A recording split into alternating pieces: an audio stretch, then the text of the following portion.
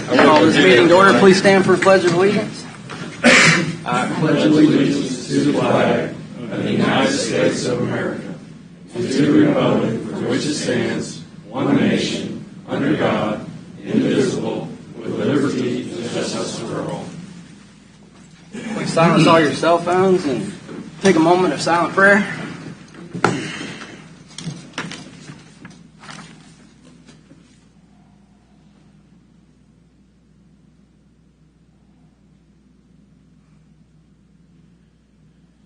I'll begin the roll call this morning with myself. Commissioner Jeff Culberson's here. Commissioner Doug Smith. Here. Commissioner Mike Stevens. Here.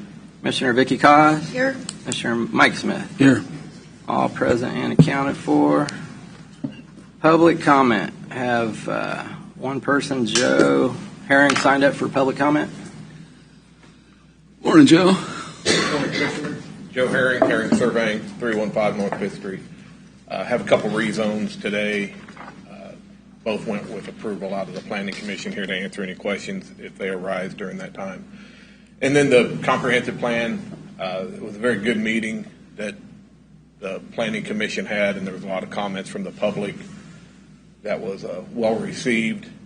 But they had one comment that came up from the other people that were there, and I agreed with them, that they were looking for the cost of the roads, or the cost of new houses, how it affects, our public roads, what it's costing the taxpayers.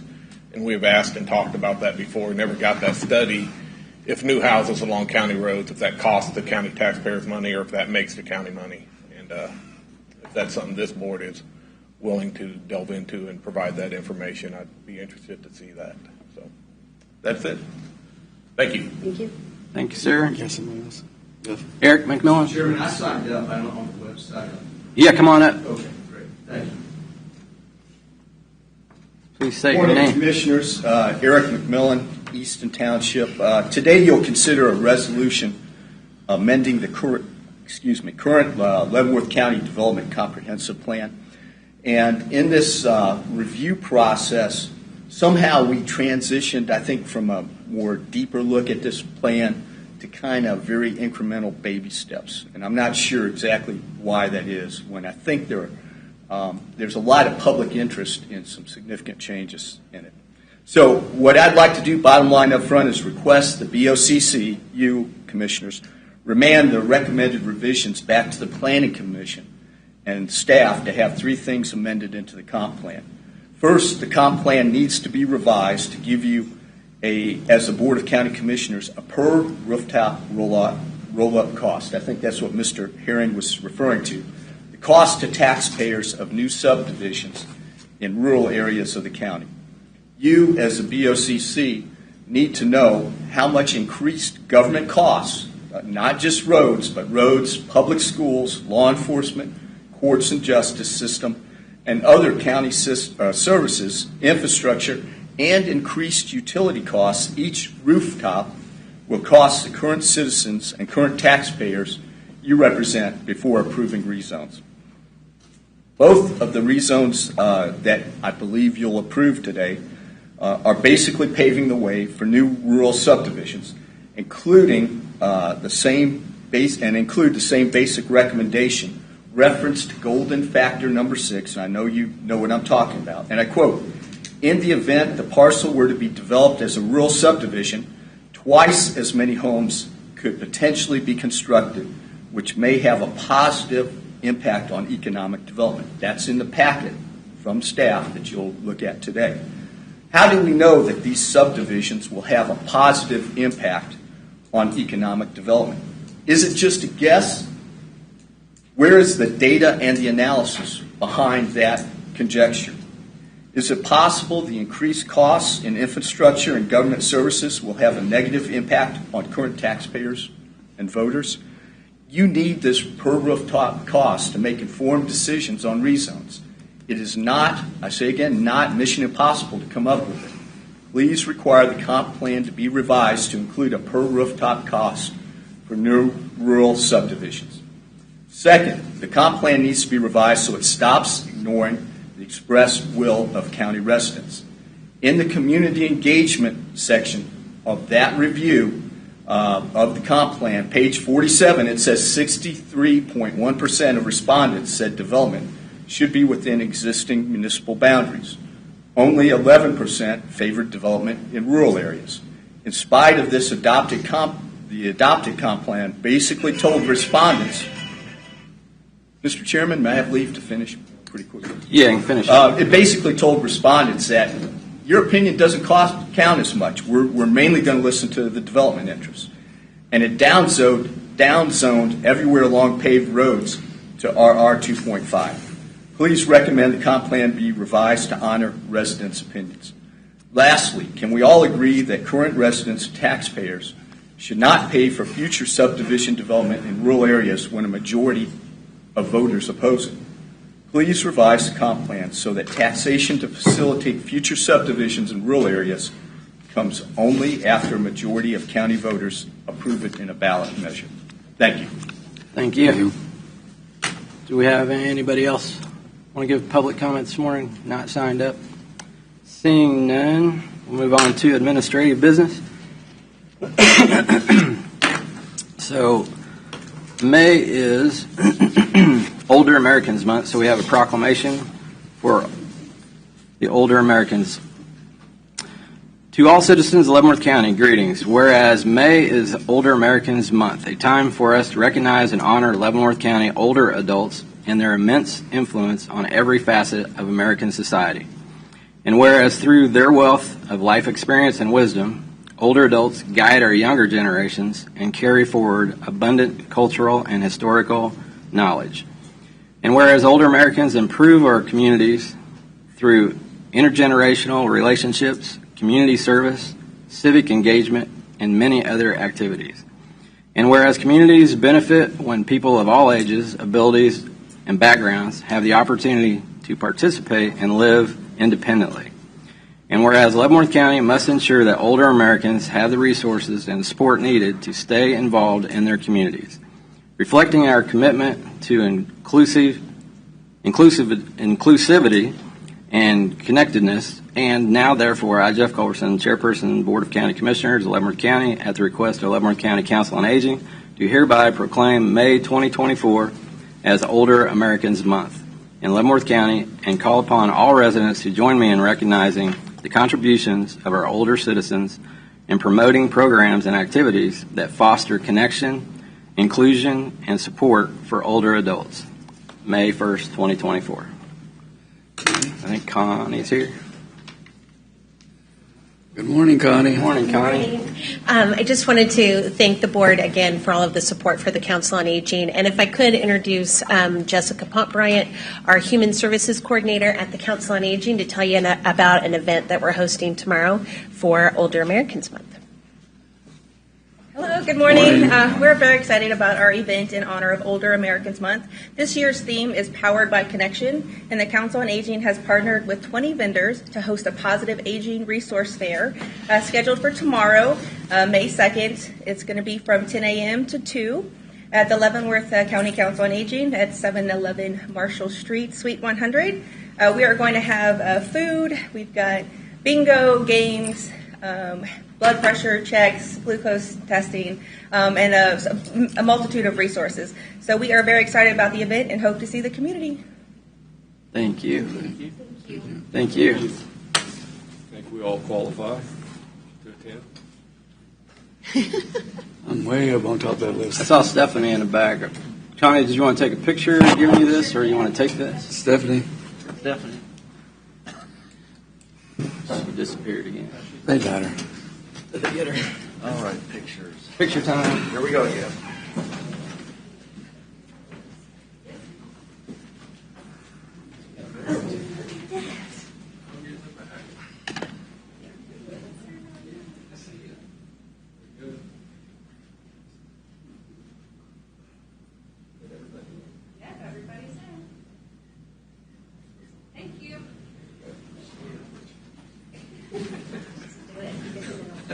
Thanks, Connie.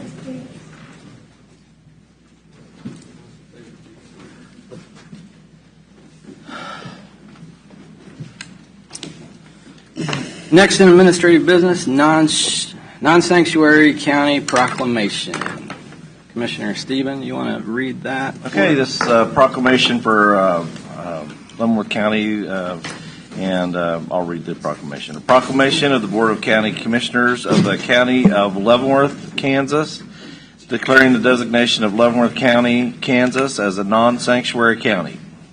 Whereas the Board of County Commissioners is aware that certain local governments in the United States have designated themselves as sanctuary jurisdictions for the purpose of declaring their support through the extension of government services to undocumented aliens who have entered the United States illegally, and whereas the Board of County Commissioners is aware that harboring and supporting undocumented aliens who have entered the United States illegally significantly increases the risk of human trafficking, degrades national security, and runs afoul of the intent, if not the letter, of the Victims of Trafficking and Violence Protection Act of 2000, the Immigration and Nationality Act of 1965, the Immigration Reform and Control Act of 1986, the Immigration Act of 1990, the Enhanced Border Security and Visa Reform Act of 2002, the Homeland Security Act of 2002, and the Real ID Act of 2005, and whereas the Board of County Commissioners is bound by their oaths of office to uphold and support the laws of the state of Kansas, the laws of the United States and the constitutions of the state of Kansas and of the United States, and whereas the support through the extension of government services, specifically services of the county government to undocumented aliens who have entered the United States illegally, would violate the oath of offices of the members of the Board of County Commissioners. Now be it therefore proclaimed, 1.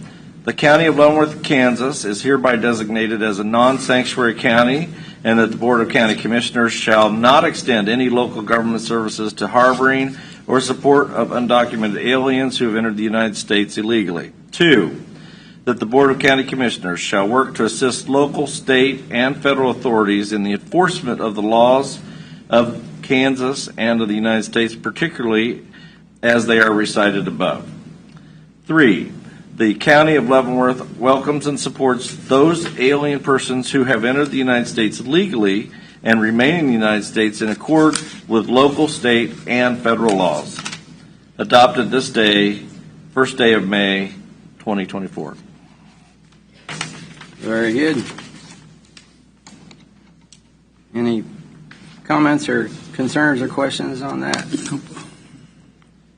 Hearing none, we'll move on to consent agenda. We have any other administrative business, Mr. Lothry or Mr. Van Pearson? No. Mr. Chair, I move that we approve the consent agenda as presented. Second. Have a motion and a second. Begin voting with myself. Aye. Aye. Aye. Aye. Aye. Motion passes. Wanted to comment. Yes, sir. The court-appointed attorneys on there that we have to pay for. Another state unfunded mandate. Duly noted. Move on to formal board actions. Consider a motion to determine the annexation proposed by the city of Tonganoxie, Kansas, embodied in Resolution 224-1 will hinder the proper growth and development of the area. Mr. Van Paris. Mr. Chairman, members of the Commission, thank you for considering this action. The City of Tonganoxie and county staff, obviously with your participation, have been considering a proposed annexation over the last several months. The county has received a letter from the City of Tonganoxie, which I think is very timely and appropriate, requesting that this matter be tabled for an additional period of time to allow city staff and county staff to work out certain details that would allow and facilitate the proposed annexation. And I would ask that you favorably consider that request. Did they give us a date certain, how long they wanted to? Like a month? I apologize, I just received this letter. Yeah. What are you saying, Dave? Dave? Oh, here we go. Dave. Good morning. I'll let Ms. Chris. Good morning. Good morning, Commissioners. Anna Kirstelich, City Attorney for Tonganoxie. Yes, we did request at least 2 weeks, just to give some more time. I think that would be the 15th. How about we make it a month? Would that be You right? need 30 days. Or That means just you get done 30 earlier. days. 30 days. City amenable to that? I mean, we'd prefer to get it done sooner, of course, Okay. but we want I just hate to see if that wasn't enough time, then we could get another extension. So, I mean, Good, we can do that too. an extra 2 weeks. Say, sooner we Just get to, this done. Well, they're the one asking for it, so I think that's the way we should go. The 2 weeks, if that's what they want. do Do you want 2 weeks or a month? 2 weeks? Okay. What was That's the fine date with me. again? The 15th, May 15th. I move that we table this issue until May 15th. Second. Motion and second. Begin voting with myself. Aye. Aye. Aye. Aye. Motion passes. See you Thank in you, 2 weeks. Thank you. Thank you. Thank you very much. Next, consider a motion to adopt Resolution 2024-11 and approve the rezoning as outlined in Case DV 24013 based on the findings on the golden factors and set forth in the staff report and as substantiated by the findings of fact as adopted by the Planning Commission. Good morning. Morning, John. John. Morning, Amy. Good morning. Before you is Resolution 2024-11, which corresponds to case DEV 24013, which is a request to rezone the property located at 24305 Loring Road from RR5 to RR2.5. The request does comply with the future land use map of the comprehensive plan. The Planning Commission did hear this request at their April meeting. They did recommend approval that it does meet the factors that must be considered when reviewing a rezoning request. So again, their recommendation is for approval. If you have any further information, it was provided for you in your staff report, or we are happy to answer any questions. Does the commission or anybody have any questions? Yes, sir. We currently have a SUP in effect at that location, correct? That's correct. What impact, since an SUP we've been told is a type of a rezone, what effect does it have when we come back and do another rezone underlying this SUP being in effect? It has no impact to that SUP. It's still in a allowable use underneath this current zoning category under the SUP. So when we get to plating, there may be peripheral elements that have to be considered, but from a zoning standpoint, there's no impact. So the SUP contemplates a winery. It does. With, I don't remember all the details of the SUP, but there's an event center and it stipulates what's allowed. It does. And that's, in terms of what the neighbors had expected, the expectation was that what the SUP has currently in effect would be what the event center was, or what this location, what's happening there. It would appear that the rezone then would be basically provisioning for a subdivision of houses, or is the housing request that you understand, and I know we don't have it yet, but is it to be part of the SUP, the winery? What we have currently is a conceptual plan for 16 lots. The layout of those lots can't be considered until the plating function. If it impacts elements of the SUP, clearly that would have to be considered during the plating option. Currently, the land use change would have virtually no effect to the SUP. As for intention, I can't speak to the intention. That the property owner would have to do that. All we can say is that this submittal complies with our current comprehensive plan and complies with the regulations. Okay. I just wondering if it's going to be a portion, if it's going to be an addition to the SUP as far as like people are going to be staying there, or is it going to be actual people are going to be living there? And again, Mike, I can't answer those questions. That would be a question for the owner. Until such time as they plat, I would be guessing. So. And that would be where, when you get the plating, then you will know if there's a conflict with the SUP. Yes, sir. So that's some of the questions I've been fielding from people down in the South. They want to know how, where are these concerns being as we move along the route here? Where are the concerns addressed? And again, I would have to make some assumptions and guess as to the intent of the property owner. I'm not prepared to do that here today. All I can say is that this current submittal meets the minimum requirements of the subdivision regulations and the comprehensive plan. So having ask all those hard questions. I think in the end, really, when we come to zoning, it's their property. At the end of the day, that is true.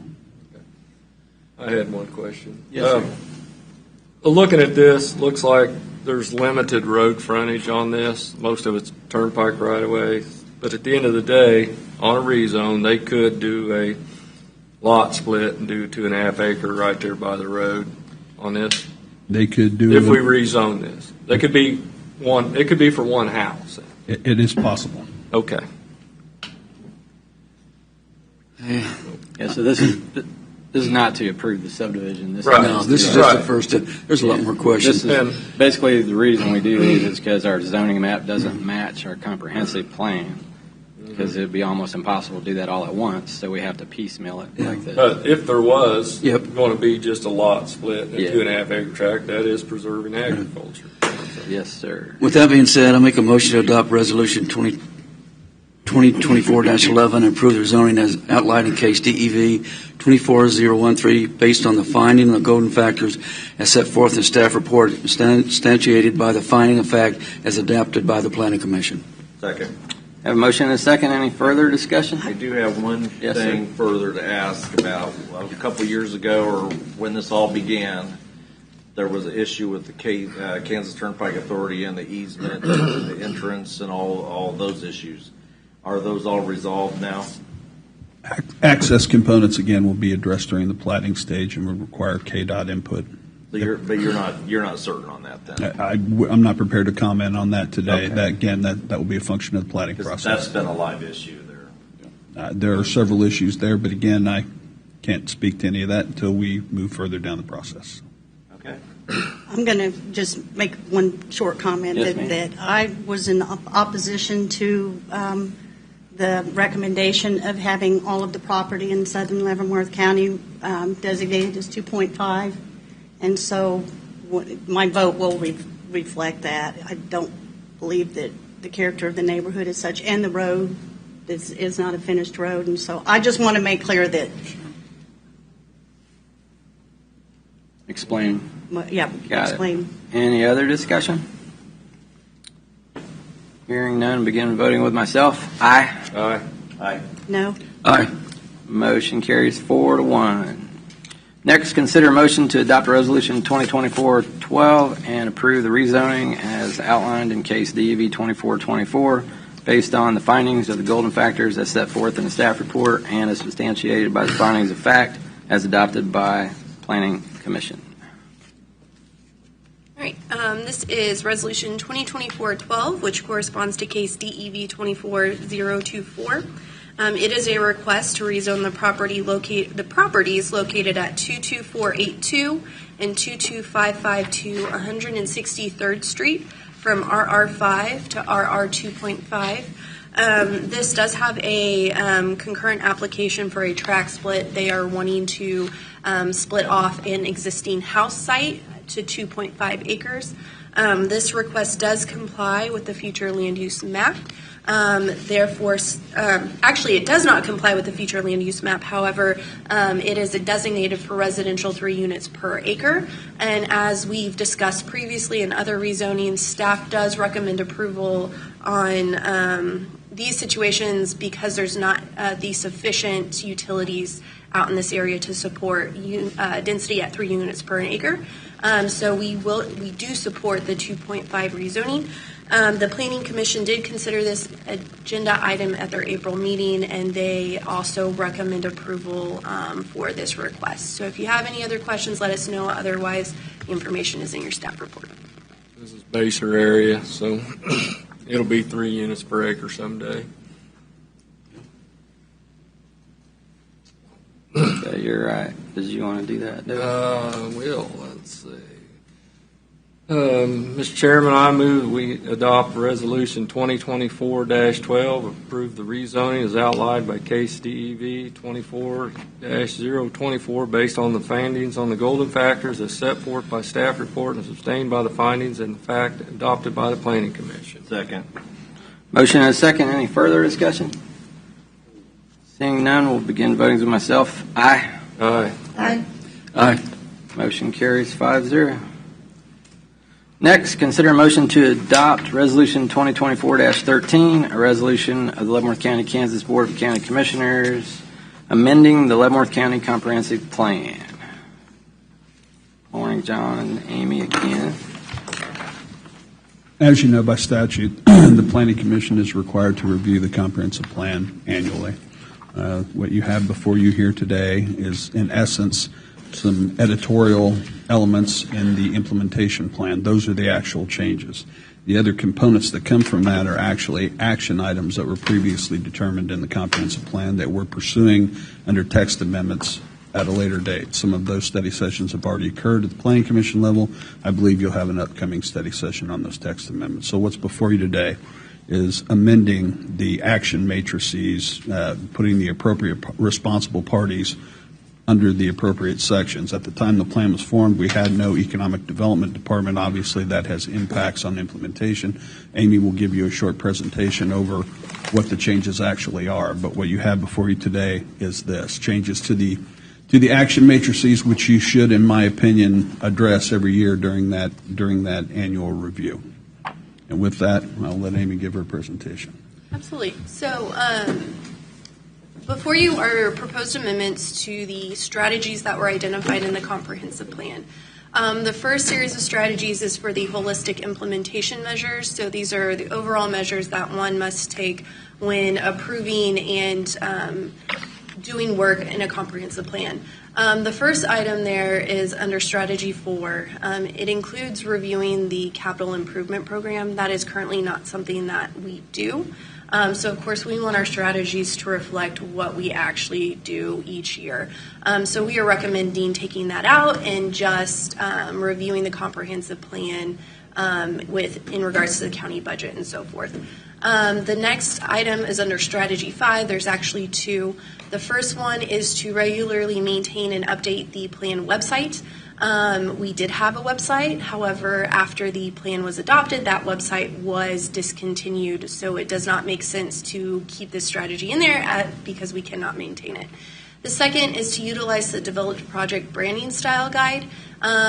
This is an item that we actually did not receive when we looked back through our items we did get.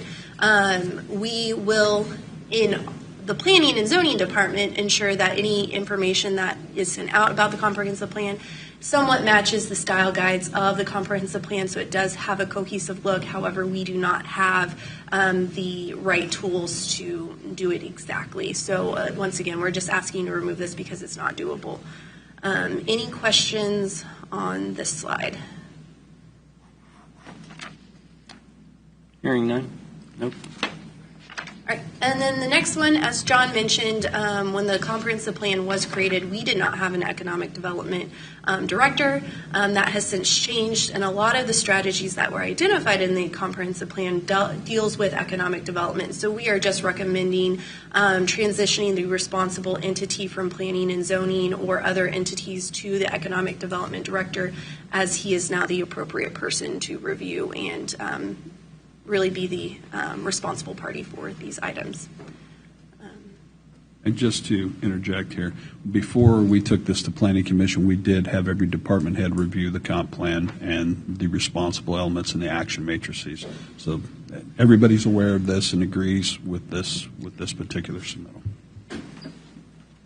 On your status, where it says proposed 24 and then proposed in 25, is that, what are you saying? There's proposed for changes?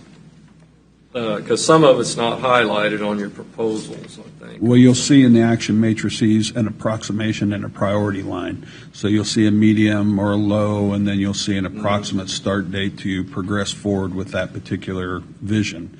Again, it's not intended to have an exact date. It's to give you a general idea of what priority that should be in a general time frame in which to pursue that vision. It may not be verbatim. When you go through the policy component, again, it's trying to incorporate the vision of the document. A comprehensive plan, at the end of the day, is a visioning document, not a regulatory handbook. So, again, approximating those actions and approximating timelines. Okay, thank you. Question on that economic development roundtable. So are you envisioning that being something Tom handles? Because you're also citing the county administrator, LCDC, and the commissioners. What is that? What is the Economic Development Roundtable? What's the vision Well, again, of that? these were initiatives that were incorporated into the original plan document. That may evolve over time. Tom now leads that department. He may have a different timeline than this. As far as the intent behind it, I think Tom can address that with his economic development master plan, I believe, and he would be the appropriate one to answer that question for you. Well, we had talked about having a economic development, like a committee or appointed by the commissioners. I don't know if this is sort of that same thing. Well, again, from a planning and zoning standpoint, outside of our wheelhouse at this point, that's going to be a function of Tom's department. And while it is included in the comp plan is a countywide plan. So Tom, So you're basically just pushing it off over under the. Well, we're not pushing it off. We're moving it over to. Putting it under the appropriate department. Yes. I like that better. You're welcome, Tom. All right. Is that all you had, Mike? That's it. Go ahead, Amy. Yeah, and that is all the proposed amendments to the comprehensive plan for the 2024 year. As Commissioner Smith had pointed out, we did include in here in the table, proposed years of when certain strategies would be considered. And as John has already mentioned, we have started language amendments and such. So we just wanted to talk to you about our top priorities for 2024. That is not to say that the other items identified for the 2024 calendar year will not be accomplished, but we just wanted to give you a heads up of where what strategies you'll be seeing from us next. We've obviously already talked about the special use permit tiers and implementing that in our language amendments, as well as the home occupation expansion and then the Utilities Commission. But we will be holding a study session with you guys on language amendments that do address other strategies identified in the comprehensive plan in a week or two, it sounds like. So. And to be clear, these are not simply staff designated areas. The Planning Commission also agrees that these should be top priority items moving through the next calendar year to begin addressing. So the idea here is that your action matrices in the back of your comp plan, you actually take some action to accomplish those elements. I know in many jurisdictions I've been in, there are goals that sit back there, but they never get touched for decades and decades and decades. So our intent is to try to address those items in a reasonable level on an annual basis. I have a question for you on one thing that was mentioned by a citizen about the rooftops, and we've talked about the rooftops before. About at what price range do you start getting a return on your basically your investment on as far as infrastructure? Certainly, when you get up to $500,000-$600,000 home, it's different than a $150,000 home. But we don't really have any kind of objective statistics on that. In my opinion, and I had this question come up at the Planning Commission level, I don't believe you can come up with a viable number. I think you can guess at a number. I think you can give an arbitrary number, but I don't think that information is going to give you a viable result. There are too many variables in each one of those elements, taxing entities, types of construction, improvements in the area. There are just too many variables to give you a defined, usable number at the end of the day. So my recommendation to you would be that I don't believe that number is possible to get and have viable information be a result of that number. Okay, so typically we've looked at, and not just we, but governing bodies, cities, commissions, all governing bodies have looked at growth as being a positive thing. And that creates economic development, and that creates more taxpayers equals more money into the economy, and then that creates more jobs, and that creates more commercial development. it would seem counterintuitive to try to use land use laws to prevent development if that development is indeed creating economic development. Right. The intent of the land use laws are to have viable growth in a reasonable pattern, not arbitrary and by any means necessary. In other words, you're developing dissimilar uses within the same area that can have economic impacts to each one of those adjoining property owners. So it's to protect property values and protect property rights, among other things. So as far as the philosophy of more houses equate to a better economy, I think most jurisdictions in the country operate under a similar type of vision. I would leave that to the policymakers to make that determination, but I would not disagree. And I think that's, and then the other little piece of this is 2.5 acres versus 5 acres. I could see a big debate on that if it was 20 acres I'll have the debate versus, but when it's 5 acres versus 2.5 acres, they're so close in size that it doesn't seem like to me. It doesn't seem like there's a substantial difference. The only real substantial difference in the 2.5 to 5 acres is the water supply. You have the ability to have a well at 5 acres. The one thing to keep in mind is the larger the acreage is that you develop, the less development can occur throughout. You only have so much land in your county. So you have to develop and plan densities, as it goes out in a concentric ring throughout your county that give you viable, sustainable growth. And again, the 2.5 to 5 from a land use standpoint, there's very little difference in my opinion between the 2.5 and 5. But our plan, this comprehensive plan, calls for the development to primarily be focused where the services are and where the infrastructure is, and that's in the cities. Nearby to the cities. In the higher densities, that is absolutely true. When you're talking about 3 units an acre, substantially high densities, well, you have to have the utilities to address that.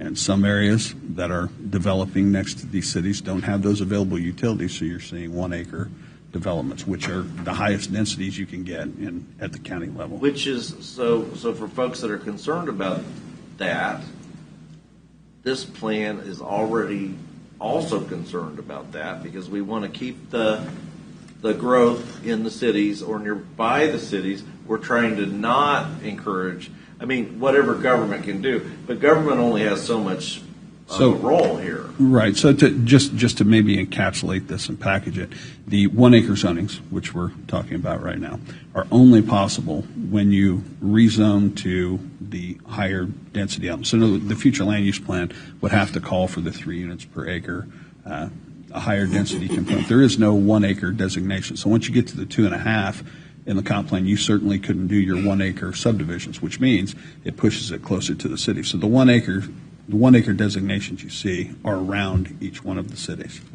And so the higher density development. But that's not necessarily true because of engineered septic systems that is being allowed because the state said that we can do that. You can do it, but you have to have the appropriate zoning to do it. So if you have 2.5 acre zoning, you cannot put 1 acre in. Yeah. But where we have allowed for 1 acre and that they're not tying into sanitary sewer systems, they're depending on engineered septic systems. And I have expressed, and I will continue to express, grave concerns over allowing that to continue. Well, that's one of the reasons. That's one of the reasons to establish the Utilities Commission, to address those utility issues, just like you're talking about, to include things like internet service and other utility components. That, again, at the end of the day, the intent here is that they make recommendations to the board, and then you make a determination in which way you want to move forward. There are a lot of different ways to address a lot of these issues, but again, that's the reason to put an ad hoc committee together to give you some options moving forward. And we did create some regulations about, on those smaller high density acreages, about having easements for possible future sewer or what you created, or you will create as part of this, as part of the text amendments, are a development plan. Is a development plan process, which weighs things like public easements, on-site detention, those types of things that occur in higher density developments that you currently don't have. So we established those regulations, and again, I think I brought those to you about mid-year last year. Planning Commission has passed that as well. It's included in the text amendment package to codify, but we're currently using that process as we speak. And that's very positive for what you're talking about. Well, when we originally did the comp plan, we would like to have done a wastewater study, but we just couldn't afford it. And, I mean, I'm sure that's going to be the next comp plan deal, is to do a wastewater study, and it needs to be around the Bayshore area to start off with, because that's our growing area. Well, it may not be a part of your comp plan process. It may be a different process, Right. but But again, it needs to be done. It certainly needs to be done. But again, with that Utilities Commission, they're going to identify elements like that for you and give you potential ways to address each one of those, or at least options, and then the BOCC can make their determination, and we will move forward after that. John had one question on it's on a proposed 2024, it's on a high priority. It is the productive farmland areas. What does that mean? You want to take that one, or you want me to take it? Okay. In essence, what that means is that protections of prime farm ground, and there are identifying markers in the comprehensive plan currently. What the staff proposes to do is protect most of the areas that are in floodplains through a series of easement designations during the platting process. 17.3% of Leavenworth County is located in floodplain and floodway. I thought it was higher than that. Well, according to GIS, it's 17.3. Okay. So, That's Missouri, Kansas, and Stranger? yeah. And all the other small creeks? Yeah, and the regulatory floodway. Mm-hmm. So that's a substantial amount of Leavenworth County. So the intent, staff's intent here through the text amendments, is to provide some protection for that farm ground through either an agricultural conservation easement. The semantics of the easement will be worked out through that text amendment, but in general terms, an agricultural conservation easement that would include all of those floodway areas and designated as such every time a plat comes through. Tom, that's not part of today's. That is not part of the work session that we're scheduling. It is. Okay. Well, I just noticed it was a high priority on the It proposed is. in 2024. It is a high priority, and we are addressing that through text amendments, and you will have study session. Okay. Well, while we're on conservation easements, can you explain what does that limit the landowner from? Well, again, we'll get into all of that in the study session over the text amendments. Again, none of that is proposed for today, and the semantics of that we can work through in that work session. Okay.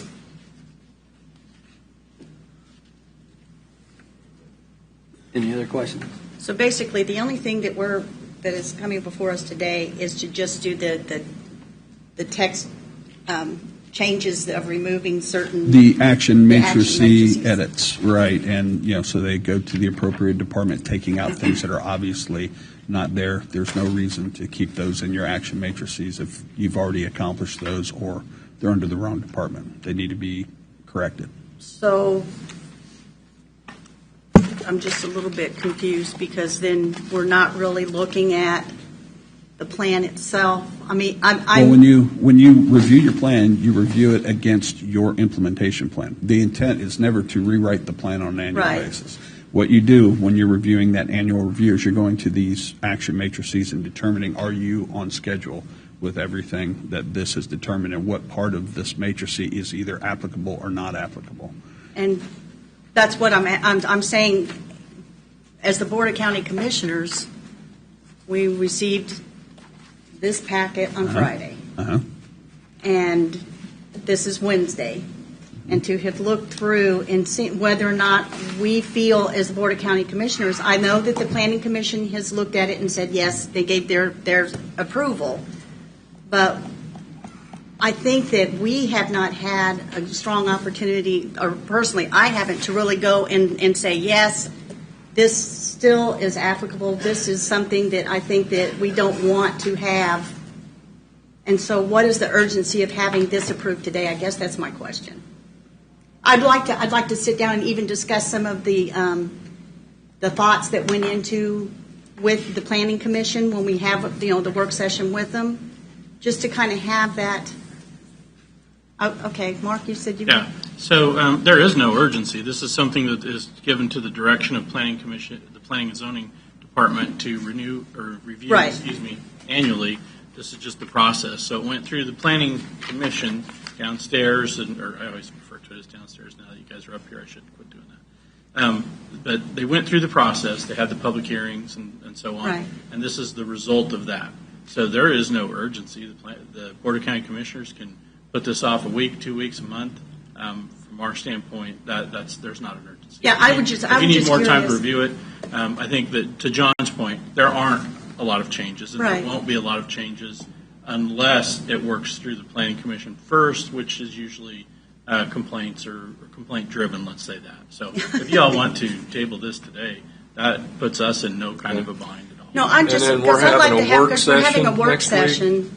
So we're having our work session. So yeah. Right, just to be able to from my perspective, just to kind of get some conversation, okay, why is all of the, what is your thinking process of this? How are, Okay. where are we here? That's just my, And then at our work session, we'll be able to get more information on the priority that's high and what year. Right, that's- Answer the questions on that. Okay. And I agree with you, Commissioner Cause.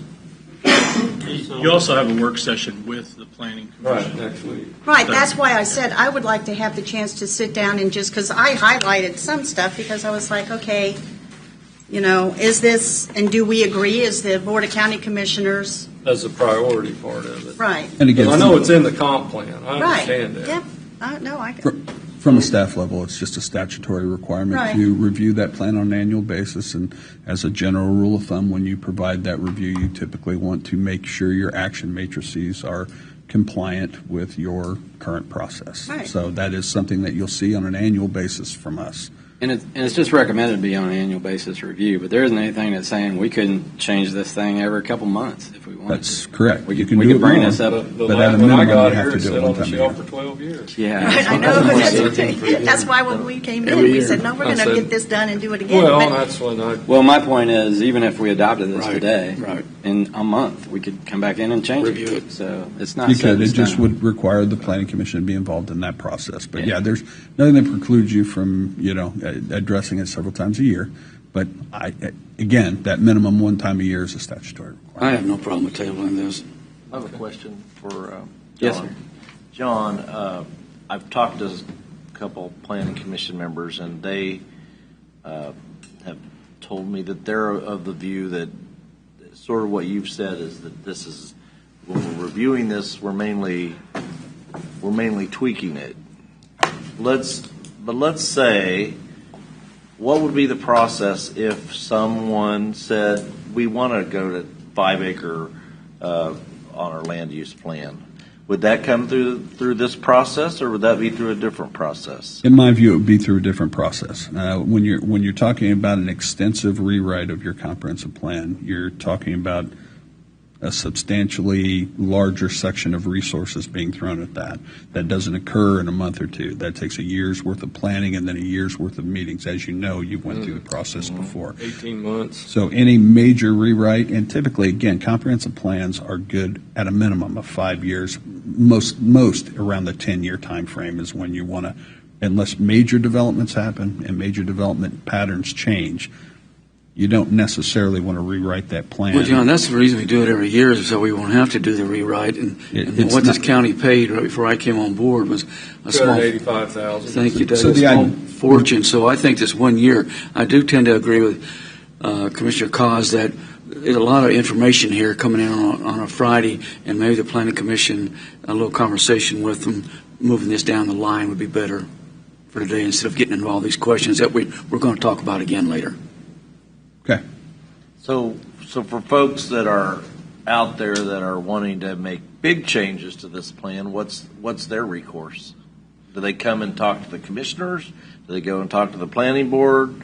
How do they relay their concerns in order to see action potentially, or at least I think there's a lot of good things that come up, but they're very debatable because we've debated these things. Right. But it's worth having the discussion and how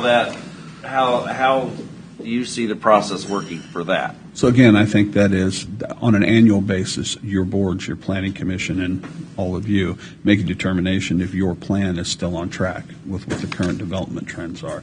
That's how you make that determination. If you get to a point where your plan is not conforming to what you're seeing out in the real world, major changes have occurred, well, that's when you want to implement a change. You want to address any major component that's out there. So again, that's an annual basis.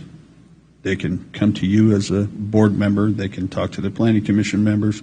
You're the elected official, so they come to you first. At the end of the day, even if that's a concern for a number of people, does this plan meet the requirements and the vision of this body? If it does, then the plan remains. When it does not, that's the time to initiate a process. And again, that process can be every bit of 18 months. And it will take budgetary dollars, a number of things to accomplish. It's not a simple task. But to maintain a good economic development climate in your county, you don't want to be willy-nilly changing this all the time. No, you don't. I agree. That's the intent. Again, that's the intent of establishing a plan, committing those major resources to establishing the plan, then reviewing on an annual basis. You don't want to rewrite on an annual basis. You want to review against your action matrices to make sure that you're accommodating the vision that you established during the beginning of the plan. And every annual review should reflect the current development vision as it relates to the items identified in the plan.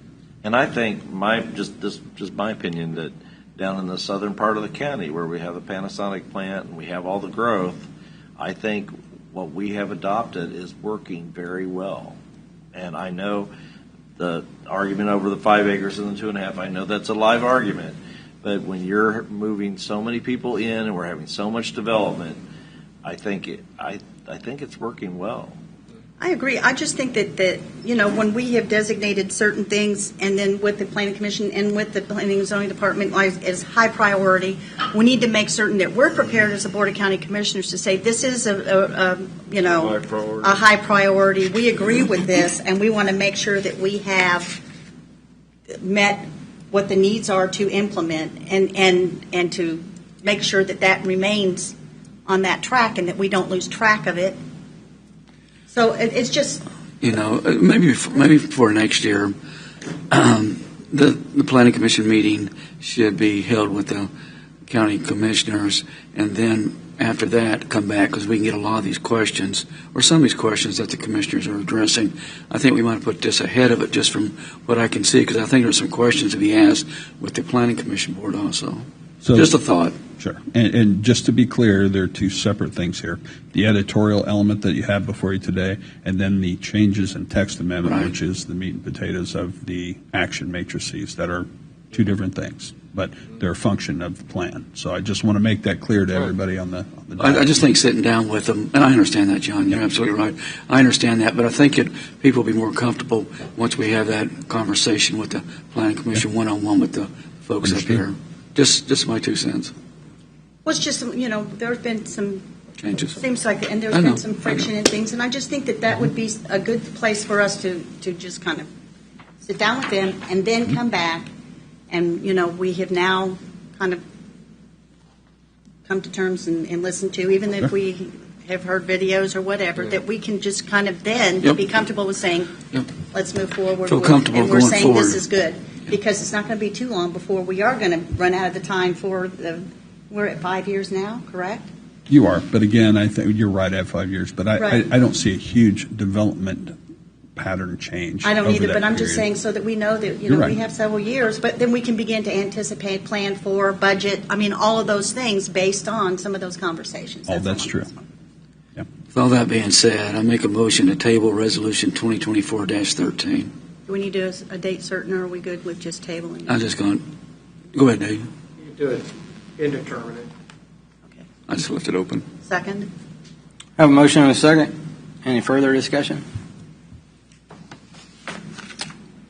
Hearing none, we'll begin voting with myself. Aye. Aye. Aye. Aye. Motion passes 5-0. Thanks, folks. And thanks for your work. Yeah, thank you. We appreciate that. Next presentation and discussion items, quarterly reports. Well, first, we want to talk about the urban growth area approved by the Mid-America Regional Council before we go into quarterly reports, or do that afterwards? Where's Bill? Well, Jamie's here. Jamie's going to where take Bill that? went. He was here. Well, so I guess come on up, Jamie. go ahead. We'll go with Jamie. Okay, go ahead, Jamie. Quarterly reports, EMS and Health Department.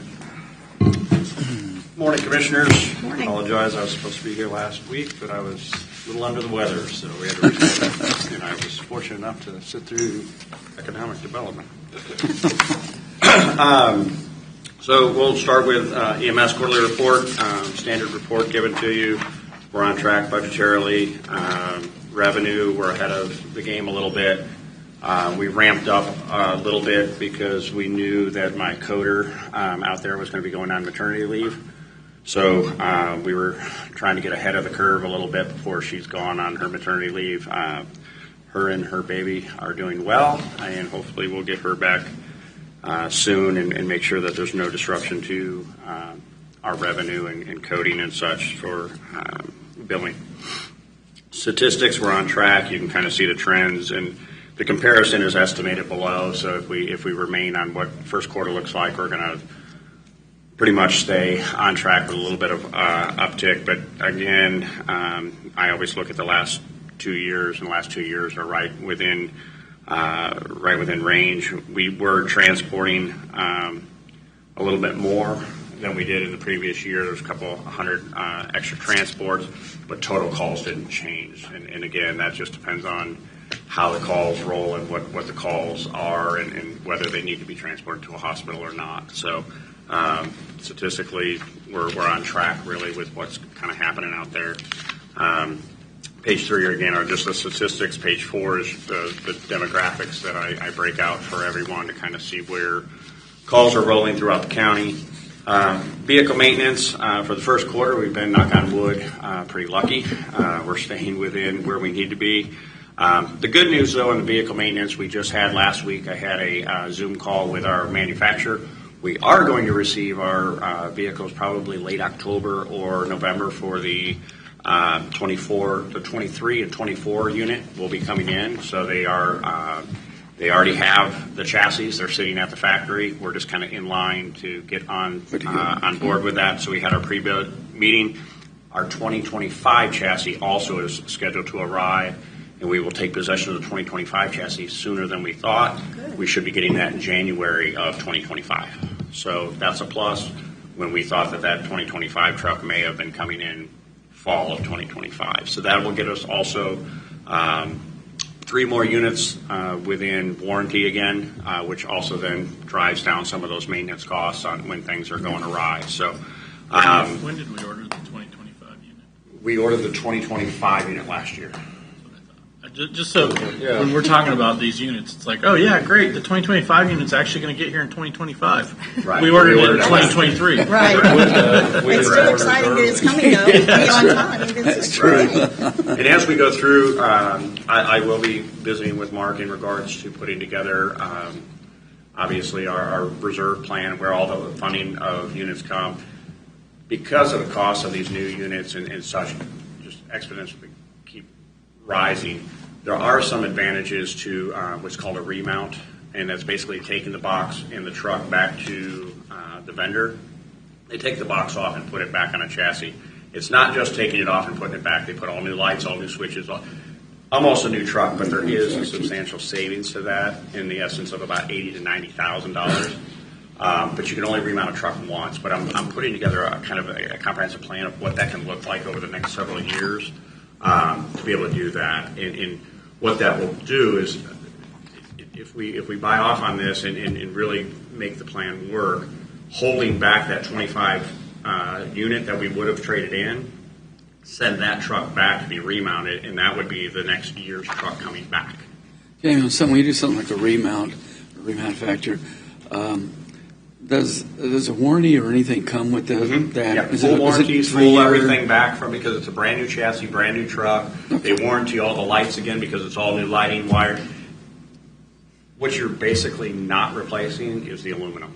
the actual physical structure of the box. That sounds like something to look at, yeah. So we're going to look at that to see what that can be for us to and reduce. We know where we're at in budgets. We know where we're at, and I'm just looking at other opportunities for us to, one, meet our needs, and that's ambulances. We obviously need that. Meet them with an ambulance that we know is backed by, again, warranties and manufacturer. That's going to be a good product for us, but also some cost savings. Well, we got to pay for a roof. Any cutback you can give us, we would appreciate. Well, Jefferson County's doing one right now. Yeah. So sounds like a good idea. It's a process. We've done it before in the past. Again, the biggest problem that we've struggled in the past is losing that unit out of the fleet while it's being remounted. And we've come up with a plan because of how long these trucks have taken, if you will, to be. We're not getting anything now really for them for trade-in. They're giving us pennies on the dollar for a trade-in. Save that money. Yes, it may cost us $5, but that $5,000 I can put towards a remount to send it out and start that process. So we're going to look at that. I'll present that to Mark once I have the entire plan, and that will be part of the budgetary. Where's the remount done at? I'm sorry? Where's it done? Where's it provided? The service, the remount service? Out in North Carolina. Okay. North Carolina, South Carolina. Out in Carolinas. Okay. And then just obviously updates. We are paramedics short. I have 5 paramedics short out there.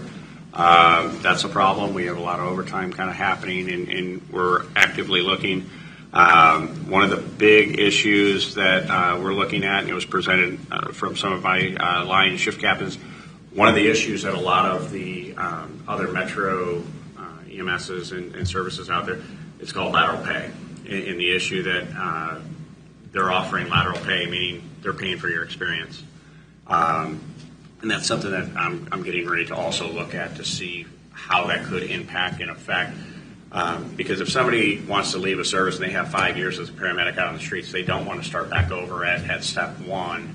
Back within. A lot of police, a lot of light fire, a lot of people have started doing that in the last few years. Yeah, we addressed a couple of years ago with our plans and how our structures, and it kind of boosted people up somewhat quicker. It worked. We were getting a lot, and now the other services figured out another way to start sealing employees. No surprise. The other way. Yeah.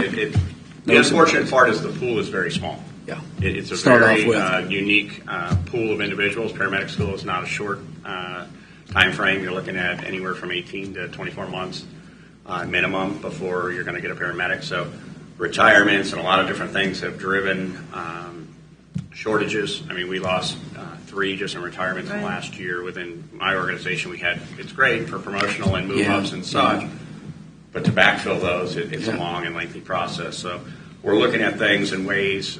We're getting some IOC paramedics to come in and try to help facilitate that, but that doesn't fix the issue. The issue is I need full-time paramedics on the streets. Right. We're working on it. You can read the other kind of things that have happened. One of the other is I just completed our Kansas Board of EMS service renewal last week. That's kind of a lengthy process as well, but we're certified again for 2024 through 2025. So, any questions I can entertain for EMS? Okay. Moving into health department, same thing. Budgetary. I did have one question, Jamie. I'm sorry. You said you're participating in a tornado exercise at Port Leavenworth in June. Do we have, and I probably should address this to emergency management, but maybe you're familiar with it. Have we had a exercise on the emergency management side in the county of late on tornado preparedness? You mean like this with first responders on the ground? Right. And we have not. We have done other mass casualties and other things with other fire department and such, but not a tornado lately. Okay. Thank you.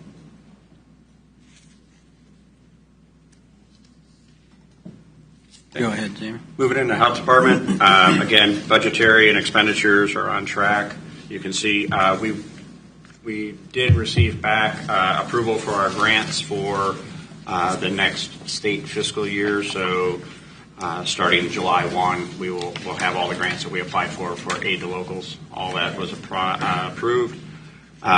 Statistically, again, this is kind of our downtime at the health department, which is a lot of the program review, policy review, those type of things. A lot of training requirements are taken care of during the first quarter. We have immunization audit next week coming in. We were notified, so we're being prepared for that. Conducted some infectious disease tabletops that were required. Annual school nursing, a lot of that kind of things out at the health department. We are preparing again. I've been having the conversations for the health assessment for securing those dates for the end of the fall here in, what was it, November, first week in November, I think 4th through the 6th, for the county employees to do that again. So a lot of work, a lot of things happening out at the health department. We are also inundated with a lot of renovations. That was a good thing and a bad thing. There's a lot of movement when you're painting the entire and putting all new flooring and carpeting and such. But if you haven't been out to the health department in a while, I welcome all of you to come take a tour. It's night and day from what it was. It's beautiful out there now. So come see us. Any questions I can answer? It was needed. I haven't been out there a while. I'll have to take a look. It was needed, yeah. The old dingy carpet down the hall is now nice. Very nice with some laminate flooring, and yeah, it's no more Cheerios on the carpet. So you, Dr. McBrackney is the county physician Medical director. She's medical director. Consult with, Mm-hmm. and how often do you have a regular schedule that you consult with her, or how to? Yeah, actually, last week she was just in. Her and her staff was just in. We were just having our kind of a quarterly meeting with her on the health department side, and then monthly she comes over and does quality assurance on the EMS side. Okay. Well, the reason I ask is because I've been looking at some of the, rewinding back into the COVID days, and we don't really want to think about that. No. But there is a Fifth Circuit Court of Appeals ruling, and I just wondered, maybe I need to address this with her, but I didn't know if she was aware of the decision that overturned the FDA's regulations on off-label use of ivermectin for COVID. They had really, as you recall, they had really attacked that during the. Right. In fact, we were telling people that it's for horses and that kind of thing, and this decision now has a group of doctors sued, and FDA has been forced to remove that information from their website and all their social media because this is off-label use. Correct. Physicians make the decision. The problem, Commissioner, that was happening is people were going to farm stores and receiving the medication, which was, and don't quote me on this, but thousands times the human consumption rate of where it needs to be. And again, that was where a lot of the public health was trying to say, don't do that, don't push. What you're referring to is the actual doctors being able to prescribe, which is considered off-label. And the reason they were going to the farm stores, if you recall, is because FDA was putting pressure on physicians not to use the human ivermectin as an off-label use. Right, and Commissioner, I'm not going I just wanted to debate to, this with you today, but you and I can have a conversation afterwards on a lot of. But what I want to, as you're bringing up, Dr. McGrath, we don't prescribe, and she's not a physician at the health department. So those type of things don't happen through her at the health department, and we don't prescribe any sort of. If somebody comes in and we're not a sick clinic, and we're not an urgent care and those type of things. So we don't prescribe any of those medications. I understand. I just hope that the message gets through. Well, I don't want to inundate her where we have her on contract for medical director. Right. That conversation has no bearing with her in regards to her contract to the county. Oh, I understand. But if you rewind in time, some of the things that were said during that period turns out it wasn't all accurate, and that's where we're at. Well, And again, I'm not going to debate COVID. That's not what I'm ready to No, do. and I'm not here to debate it either. I'm just pointing out that this should get on the public record that this is a decision that was made. There's a lot of things we've learned about what COVID is and we had to act on what we knew at the time. We didn't have a lot to act on and know about at the time. So, well, and I will just make it a little more personal. When my mother had COVID, we did give my mother ivermectin, and it did. Whether it saved her life or not, she showed great improvement. Anything else, Dr. Mike? Go ahead, Jamie. Is that all you had, Jamie? That's all I have. So, one thing I was going to ask you about, I met with some Fort Leavenworth officials about the MOU agreement between Leavenworth County and Fort Leavenworth providing ambulance service to the fort for free. I explained to them this budget cycle is probably going to be the worst we've seen so far, and that probably won't be possible any longer. So I didn't know if they'd reached out to you yet. They're going to get a committee together to build a work session to discuss that further. Yeah, the only thing that was reached out to me was an amendment that they sent, and all it was because there's obviously new commanders and new fire chief and everything else. They just wanted an updated sheet on the amendment of names of who the commissioner, Contact. the chair, Right. everybody's signature. It's a Okay. new signature page is all they wanted. It wasn't to rewrite or anything else. That's the only thing that's come to me, and I forwarded that to David. Hopefully it's coming. Okay. And just to break that down for people that might not be familiar with it, it costs Leavenworth County about $2 million a year from taxpayer dollars that's not covered by insurance companies' reimbursements. We provide service to Fort Leavenworth, who pays zero property tax. Property tax is how we pay for EMS. So the $2 million a year, me and you are paying, they're not paying. So we're trying to work that out in the coming, MOU expires, I think, the end of this year. So we want to try to get that worked out before 2025. Yeah, before the next one. That's all I have. You guys have anything else? I don't. Thank you, Jamie. Thanks, Jamie. Thanks, Jamie. Glad you're feeling better. Yep. Bill's back. Come on Did we want to down. do Bill, or did we want to go ahead and let? Let's make Bill wait. Let's make Bill wait. Who needs to go first? It's on the Just- agenda. Okay. Apologize for that, Commissioners. No problem. Discussion regarding the urban growth area approved by the Mid-America Regional Council. Yes, apologize for stepping out, sent some emails, and I had some discussions with the fire chief about the closure of Eisenhower Road that just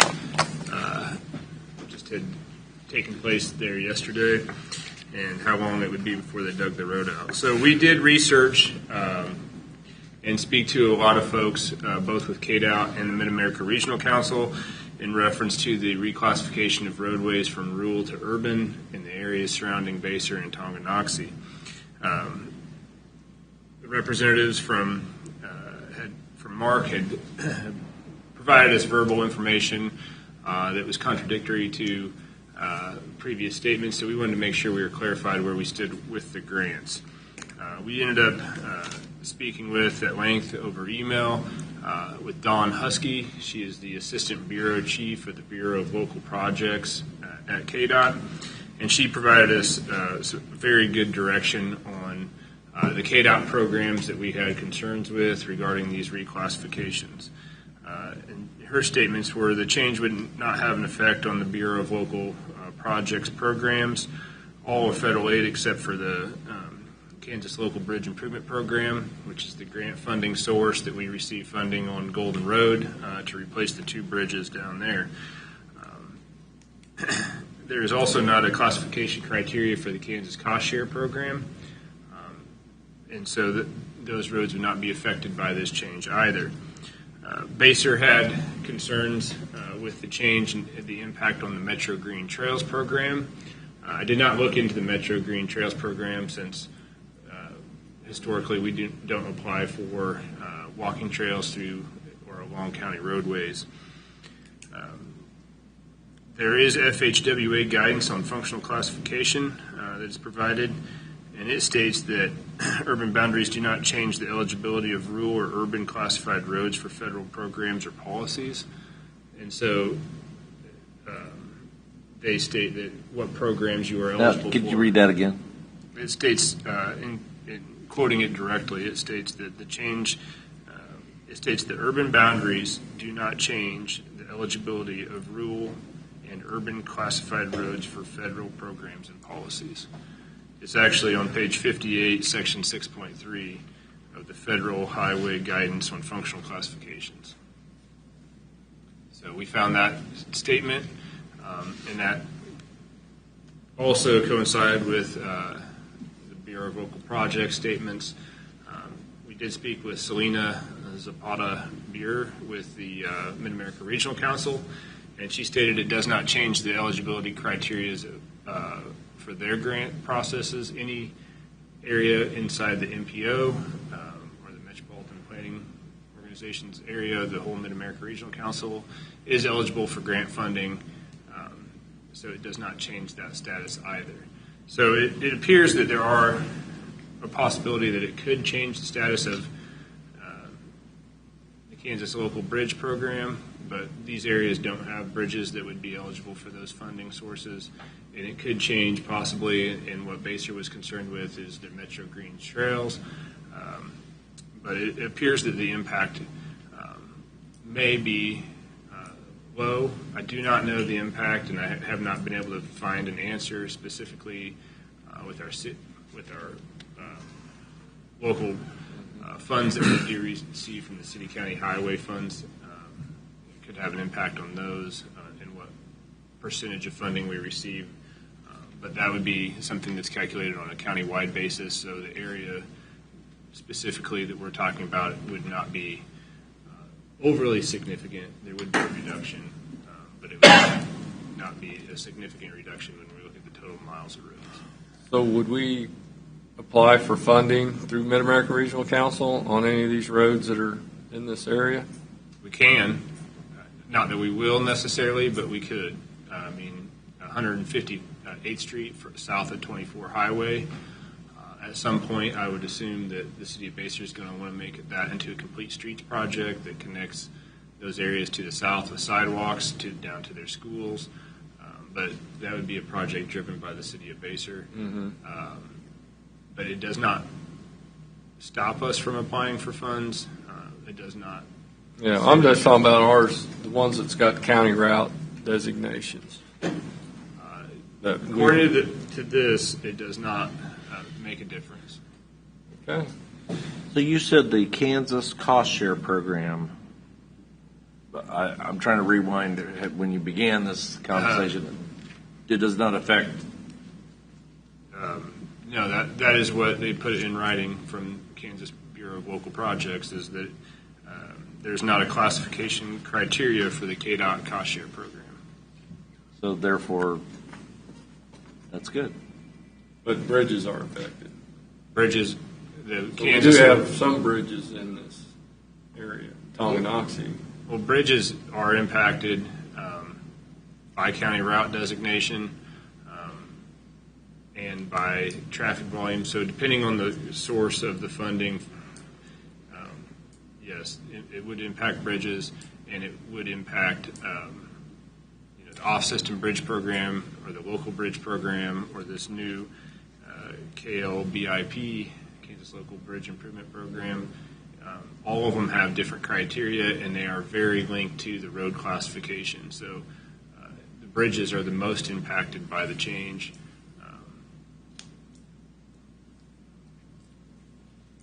So it's beneficial for a city and a county to apply for funds together? Generally, it is scored higher if you have a co-applicant and you are working on things together. You declare in all the ones that I've ever worked on, you declare a primary applicant that's going to administer the grant, and then you have the availability to name both public and private partners if you have any. So a secondary organization or another city or even another county, if it was along a county line, improves your scoring. Okay. I mean, we can't survive without matching funds, period. That's a fact.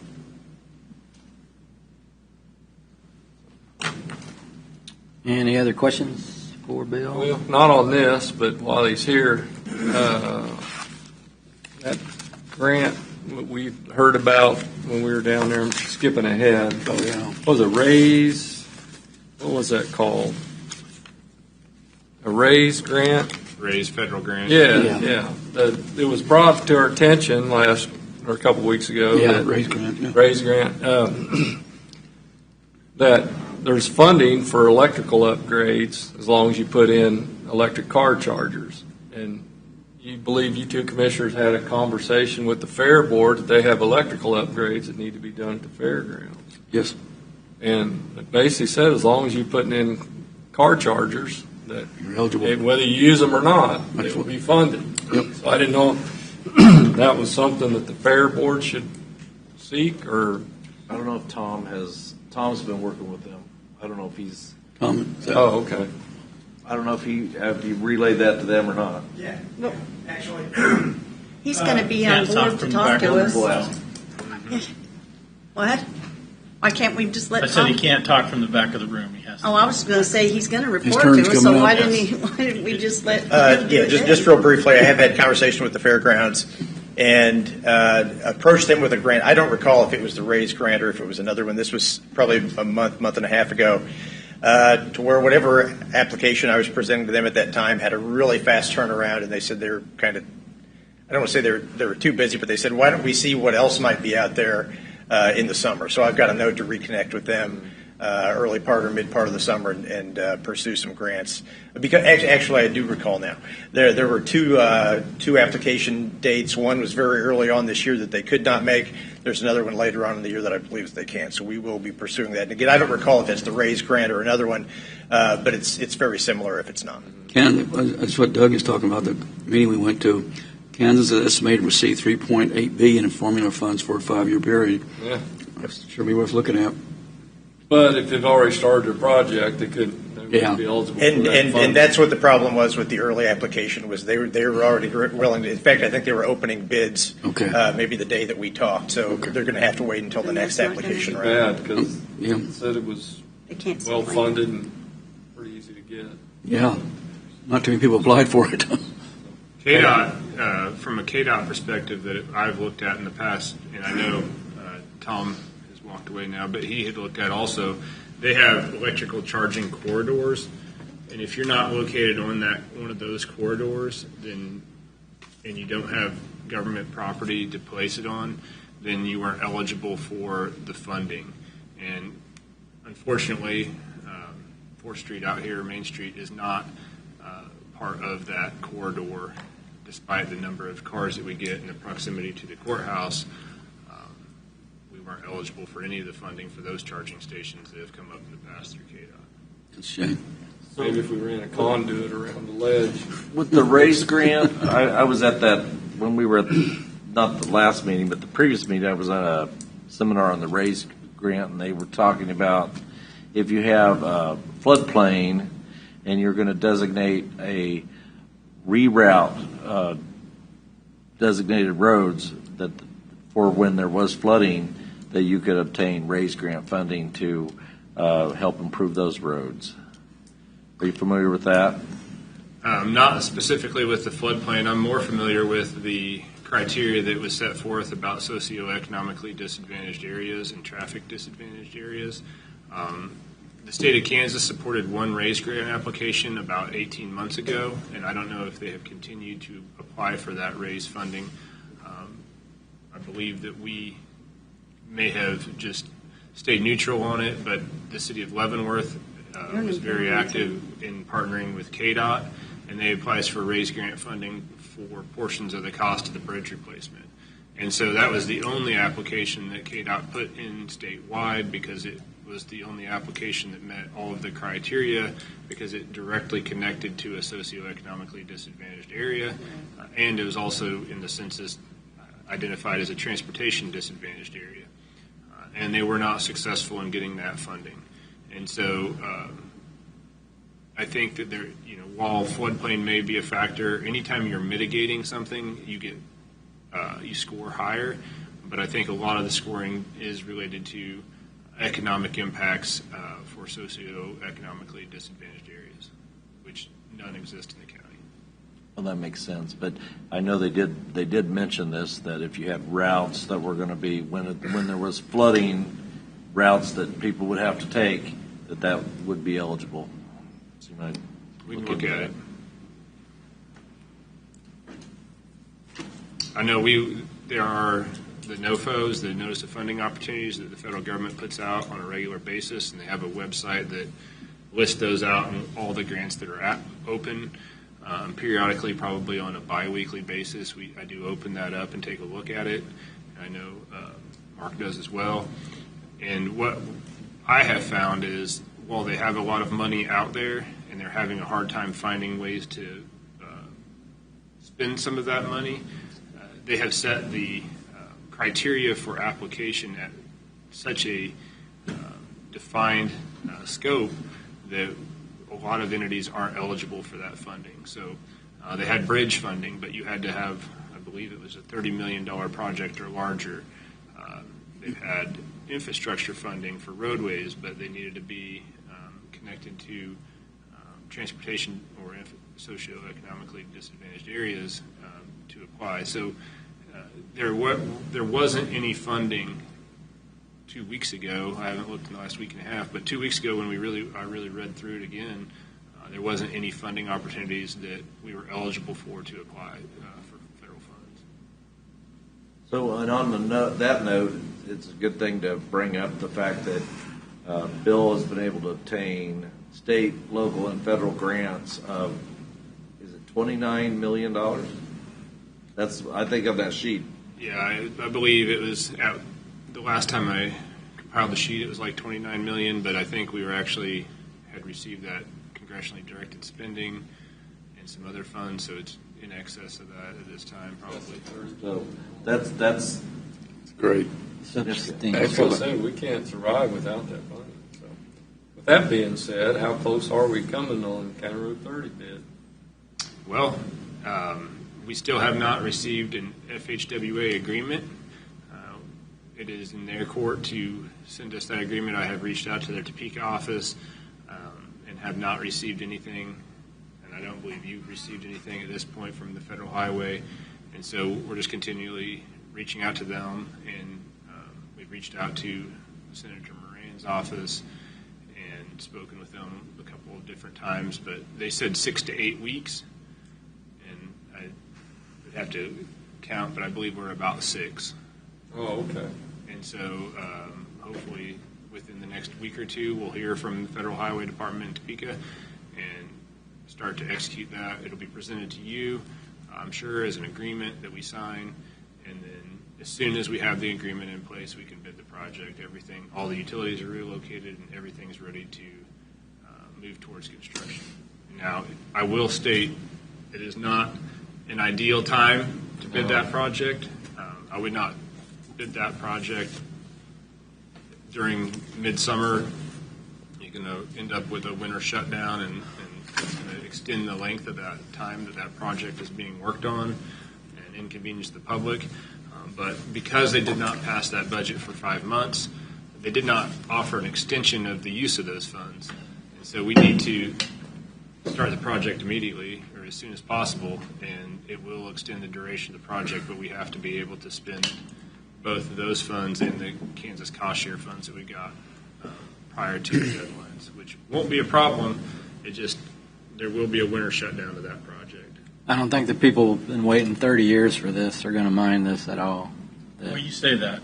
I was going to say, I say that. Well, that's true. That's I true. don't know where you're coming up with 30 years. That is true. It's been longer than 30 years. I can assure you that we will have calls from the residents along the roadway. Yeah, that is true. So there's been a staff change in the congressman's office, and we're dealing with trying to get congressionally directed spending for the other portion of that road. Are we still in contact with someone? Yes, we are actively. That's actually what I stepped out for. They notified us, I believe it was on Monday or Tuesday, that we had made the first cut for congressionally directed spending request of $4 million through Congressman Laturner's office. And we had met with Jeff Carr in reference to that project. And they had requested yesterday afternoon that we update all of our letters of support by the end of business day today. And so I've been contacting the Port Authority and the LCDC and Senator Holland's office and other folks who had previously, I know Sheriff Dedeke, he's already returned it. And so we have been contacting those folks continuously since yesterday afternoon about 3 o'clock because we have a 3:30 deadline today to return those letters of support updated because the ones that we had were from 21 and 22 and they wanted current ones. And so as soon as we submit those, apparently by the end of the week, we will probably find out if it made it out of committee. Apparently it is moving very quickly through committee. That's fantastic. Thanks. So I don't know if we'll get the funding, but there's no guarantee that we'll get any funding or that they'll approve a federal budget. But they might. They'll approve one eventually. And so hopefully we can get in there. But we're doing our part of the match. We are doing our part to. A 24-hour turnaround for letters of support. It wasn't even 24 hours, I don't think. No, it wasn't even 24 hours. But we do have one already from the LCDC, and we should have one here shortly from the Port Authority. We should have all of them. I don't know. The only person I haven't actually reached is Senator Holland. You know, your procurement of grants is why I voted for you, Bill, when we hired you. I do have to say that. Well, I'm glad we got something. That was huge. Yeah. That was huge. We haven't seen this type of grant ever before. Keep up the good work. We'll see. See if the money dries up or we keep getting Someday. No, I mean, it really is great. And the people I was out part of there that in interview. January 30 are going to really appreciate it. You did good. Some will, some won't. We've actually heard from some that are not happy about it. Is that all you got, Bill? Yeah, that's all I have. All right. Thank you, Bill. Thank you. Thank you very much. Right about that. Next step, quarterly reports, county appraiser. Morning, Bob.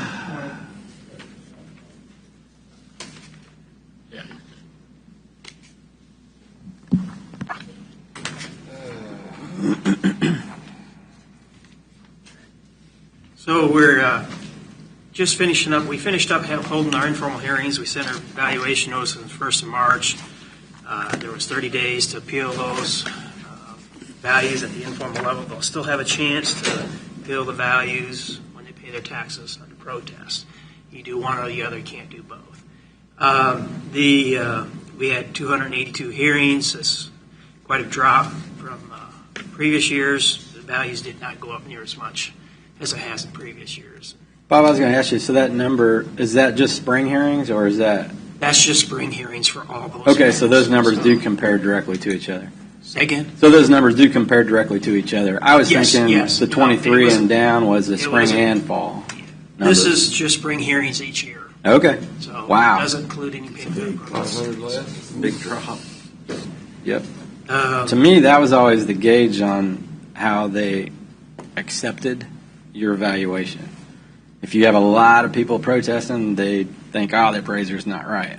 But this number kind of, to me, indicates most people think, yeah, it probably is worth that. Well, the numbers always go up if the values go up. The more the values go up, Yeah, yeah. So, usually a correlation there.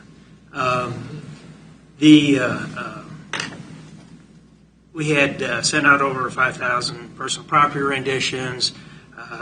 We had received 4,021 coming back. We are mailing the last. We mail those valuations. They're due May 1st, out May 1st. We mail them as we work them. We'll mail the last ones today, so we'll meet that deadline. I put in there they have the March 15th to annually file, and the penalties, that's all going to change next year. I included that later on. There's legislation passed this year signed by the governor that changes that, so I'll go over that in a little bit here. So the number of sales is about pretty close to the same as last year's, up just a little bit, but down from previous few years. I ran some ratios against just our March sales. So we sent change of value notices March 1st. And I just took the March sales and ran some ratios to see where we're at. We didn't know about what those were going to sell for, and we were about 96.6% median ratio. So saying our value is about 96.6 of what their percent of what they were selling for. So that's about right. And I did put our COD there that measures dispersion of 8%. For residential, for state standards, it's between 5 and 20%, but if you go by International Association of Assessing Officer standards for a county of this size, 5% to 15% is where that coefficient dispersion should be. Commercial is 20%. And the personal property tax legislation, Senate Bill 410, which was passed and signed by the governor, it codifies some adverse agricultural land influences. We have some canopy cover and some frequent flooding influences out there. Does not mean it won't change the way we have to do this. I'm waiting for PVD has indicated there will be some more guidance to us, maybe in the form of a directive coming down on that. I was a little bit concerned. It had some flood control wording in there, but whether that applies to how we have flooding influences, frequent flooding influences, particularly in around Stranger Creek, we have quite a few frequent flooding influences. How we apply those, whether that will change or not, I don't know that for sure at the time.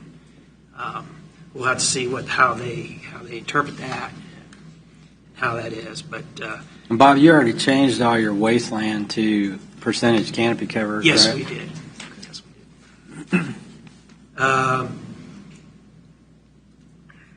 Personal property changes. These are what I was alluding to. It eliminates the annual filing requirement for it. So you only have to file when you initially have a piece of, purchased property, acquired the property in some way. There's going to be no longer a requirement that you file every year. But we're just going to we have to assume that property is still there until somebody tells us it's disposed of. So you're not going to get anything. For the first year, next year, that transition is going to be a little difficult. We thought maybe we are still kicking it around, but we might send out just a letter notifying everybody they don't have to file this year, but they'll let us know if there's been changes. But they do not have to sign a rendition and file that with us every year. The penalties, which will only apply now to the initial filing, were reduced significantly. It reduced, it used to be 5% per month up to a maximum of 25%, then for late filing, and then a 50% penalty for failure to file. Now it's 2% per month up to a maximum of 10% with a 12.5% penalty for failure to file. So, and again, that's only going to apply, the amount of properties that will get penalties will be dramatically reduced. It also gives the county appraiser authority to abate penalties for excusable neglect. Prior to this, it had to go to the Board of Tax Appeals. So, and it does define some excusable neglect in there. But agritourism in 2022, legislation passed that classified agritourism as agricultural use. The wording was very vague in that bill. They clarified that wording, and then they made it retroactive back to December 31st, 2020, so for tax years 2021 and beyond. Keep in mind, agricultural use is for agricultural land. It's in the Constitution for agricultural land only. Agricultural buildings are valued at market value as to what they contribute to the property. What percent? What percent? And Bob, they always is it? have been. What's that? What percent is the ag building? Is it ag percentage or residential percentage? Ag buildings are market value at 25%. Same as commercial. Same as commercial. They're in the same classification. They always have been. Yeah. That's the way it is in the Constitution. So it means the same thing dollar-wise. So that changes only on ground. That's correct. Yeah. Which is like, I think I had you back when this happened in 2022 look at it, and it was less than $1,000. Yeah, it's we got a couple cases hanging out there that this retroactive will kick in for, but they're very small. They're not large dollar amounts. So just a regular farmer's barn pays the same percentage rate as a commercial agritourism building. But the valuation is But the valuation would be different. But it's taxed. It's not ag. You don't get a break on an ag building. The valuation's the same. Everything's the same. So whether it's called commercial or agricultural building, your taxes will be the same. The percentage. You're going to look at an agricultural building as an agricultural building. You're going to look at it, Commercial. The event center would be different. Because its valuation is higher, but the percentage of taxes would be the same. That's why I was saying the value is different, but the percentage is Percentage as to how it's. Percentage has always been 25%. So you said this clarifies agritourism. What are some of the clarifications that make it more? Well, it clarifies that where they sell the product, like if they have a store on site, that is considered agricultural. So, They still have to, is there a requirement that they sell items from their land in that store, or can they make it be Dollar General on their property? I have to go back and look at that language. It does say if they sell their stuff. If they sell their stuff, it's agricultural. I don't think somebody can open a Dollar General and have that percentage of merchandise come from. That would be one you would have to take to the Board of Tax Bills and through the courts to see what their interpretation was. You'd have to look at that on a case-by-case basis. Stop it. Next. And they have to be on the agritourism list too, so they have to qualify for that. On the last page, I put on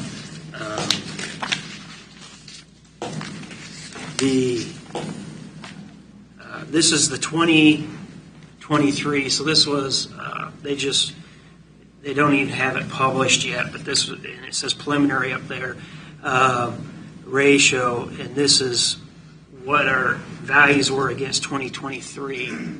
So sales. Last year's value, not this year's value. 2023 values against sales that happened in 2023. So you see a median ratio in residential, we were at 94.3. COD is 9.7. Commercial was 98.6. And the COD is a little high there at 38.5. We will not be out of compliance on that as long as if you see that confidence interval, as part of that confidence interval falls within the range, and that does on commercial. We only had 13 sales on commercial. Those confidence intervals and those numbers get a lot more variation when we have just 13 sales versus what we have 927 residential sales. So that's not much to judge by.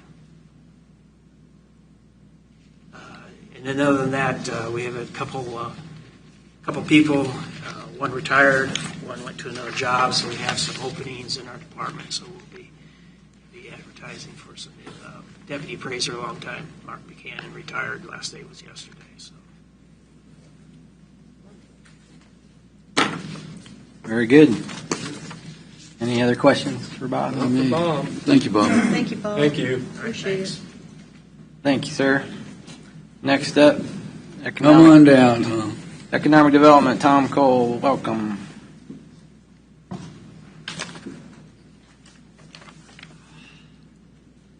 Thank you for the time this morning. Rather than going through everything, I'm just going to hit a couple of hot items on here.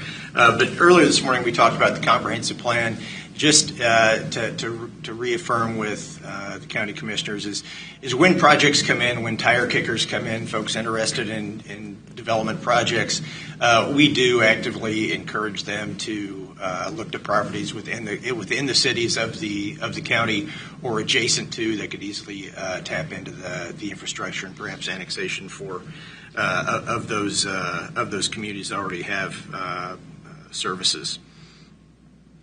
Industrial Site Visioning Committee or the Business Park Committee through the Port Authority and LCDC. Where we are with that is over the past several months, we've met with developers, we've met with utility companies, one of the railroads about a month or two ago, development groups, et cetera. Right now we are, from a county perspective, we've developed a matrix to evaluate sites when it gets time to really look at sites. Thus far, we've kind of looked at what needs to go into a business park, what developers are looking for, what end users are looking for. But right now, I'm working with our GIS department in pulling some pretty specific identifiers of properties within the county that are of a certain size and are in close proximity to major roadways and utilities and whatnot. We'll get that information will probably be all compiled here in another month. At that point, our little committee will sort of divvy up those sites. It'll probably be about 100 sites at that point, and kind of whittle that down to what most favorably comes out of our matrix. And then we'll do some site visits and things along those lines. I believe the committee is anticipating some sort of a recommendation or a 5 finalist sites, if you will, sometime this summer. Working with an international company that is looking at locating a potential energy-related development here in the county. And that's actually a global firm. They have not submitted any sort of plans. These have just been conversations at this point. Our planning department's absolutely been involved in that one. Also working with a science and technology company looking for a large acreage within the county to produce a particular commodity. Again, this one has not been, and this is kind of in the energy sector as well, this one has not had anything submitted. They're really, this one has a couple of obstacles, primarily funding ahead of it, but there is an opportunity for them to get that squared away and ready to go. But it is a large project that we're actively working with LCDC on this one. Also working with a number of developers that are interested in single-family developments within the county. On that note, here in a couple of weeks, I'm going to go meet with the HBA and just really kind of tap their brain as to what sort of trends they're seeing, what their membership, which is primarily home builders, what kind of feedback they're getting and what the home builders are doing and where they are looking to go. Primarily, a lot of the folks who were previously in Kansas City, Missouri, building homes have pretty much stopped as of September of last year, simply because of some pretty extensive energy requirements that the city of Kansas City, Missouri. 2021 International Building Code. Absolutely. You get 83 permits a month. Now they've had 9 in a year, or exactly. so far this Since year. September, absolutely. Yeah. Absolutely. So that's a little strict. See what that's doing. Absolutely. So it's, the home builders have kind of voted with their feet and said, we're just not going to do this anymore. We're going to find somewhere else to go. Other thing is working right now on establishing meetings and contacts and different items relative to the International Council of Shopping Centers annual meeting here in a few weeks. I think it's 3 weeks from now. At that event, there are 35,000 retailers, retail developers, retail brokers, and whatnot. The economic development folks have always been a bit of a third leg at this particular event, but it is an absolutely fantastic or the best way to identify what companies are doing what, and you can simply go around and talk to them and say, hey, are you interested in a site in the Midwest? Are you interested in a site in Kansas? Are you interested in a site in our community? And, but just by asking those three questions of these folks, you can kind of whittle down pretty quick as to who's active and who's really interested in doing We used to have to make reservations way ahead of time. Absolutely. You've done that because you can't, they're on a tight schedule. Exactly. Okay, great. Exactly. So that is going well, and that's in a few weeks. And I believe I'm actually going to team up with members of the state of Kansas while I'm out there on a couple of items as well. The Mid-America Regional Council Goods Movement Committee continues to do work on the freight study, the regional freight study, which should be available, I believe, next March. But that's going very well as well. What's the distinction between a regional freight study and the transportation study, and how do these all connect together? Transportation study, the freight study strictly deals with what is moving where, not necessarily how it's moving. So it's more of a multimodal, identifying, how much is, where's the rail go, where do trucks go, where do the products produced in and around Kansas City, how do they travel through the region? Whereas the transportation study typically looks more toward the travel patterns of your typical resident or things along those lines and whatnot. But yeah, the freight study is going to be a big deal really for the metro and economic development going forward, as many more projects now have to do with warehousing, distribution, and whatnot than they really have in the past. And the amount of warehouses being built in the metro area right now is actually pretty shocking. And if you haven't been by Mexico City Avenue by the airport, there's a massive building in the works right now. In fact, Platte City even has some warehousing going on. Of course, their benefit is they're both right on Interstate 29. Right. But yeah, the freight study is going to be very important.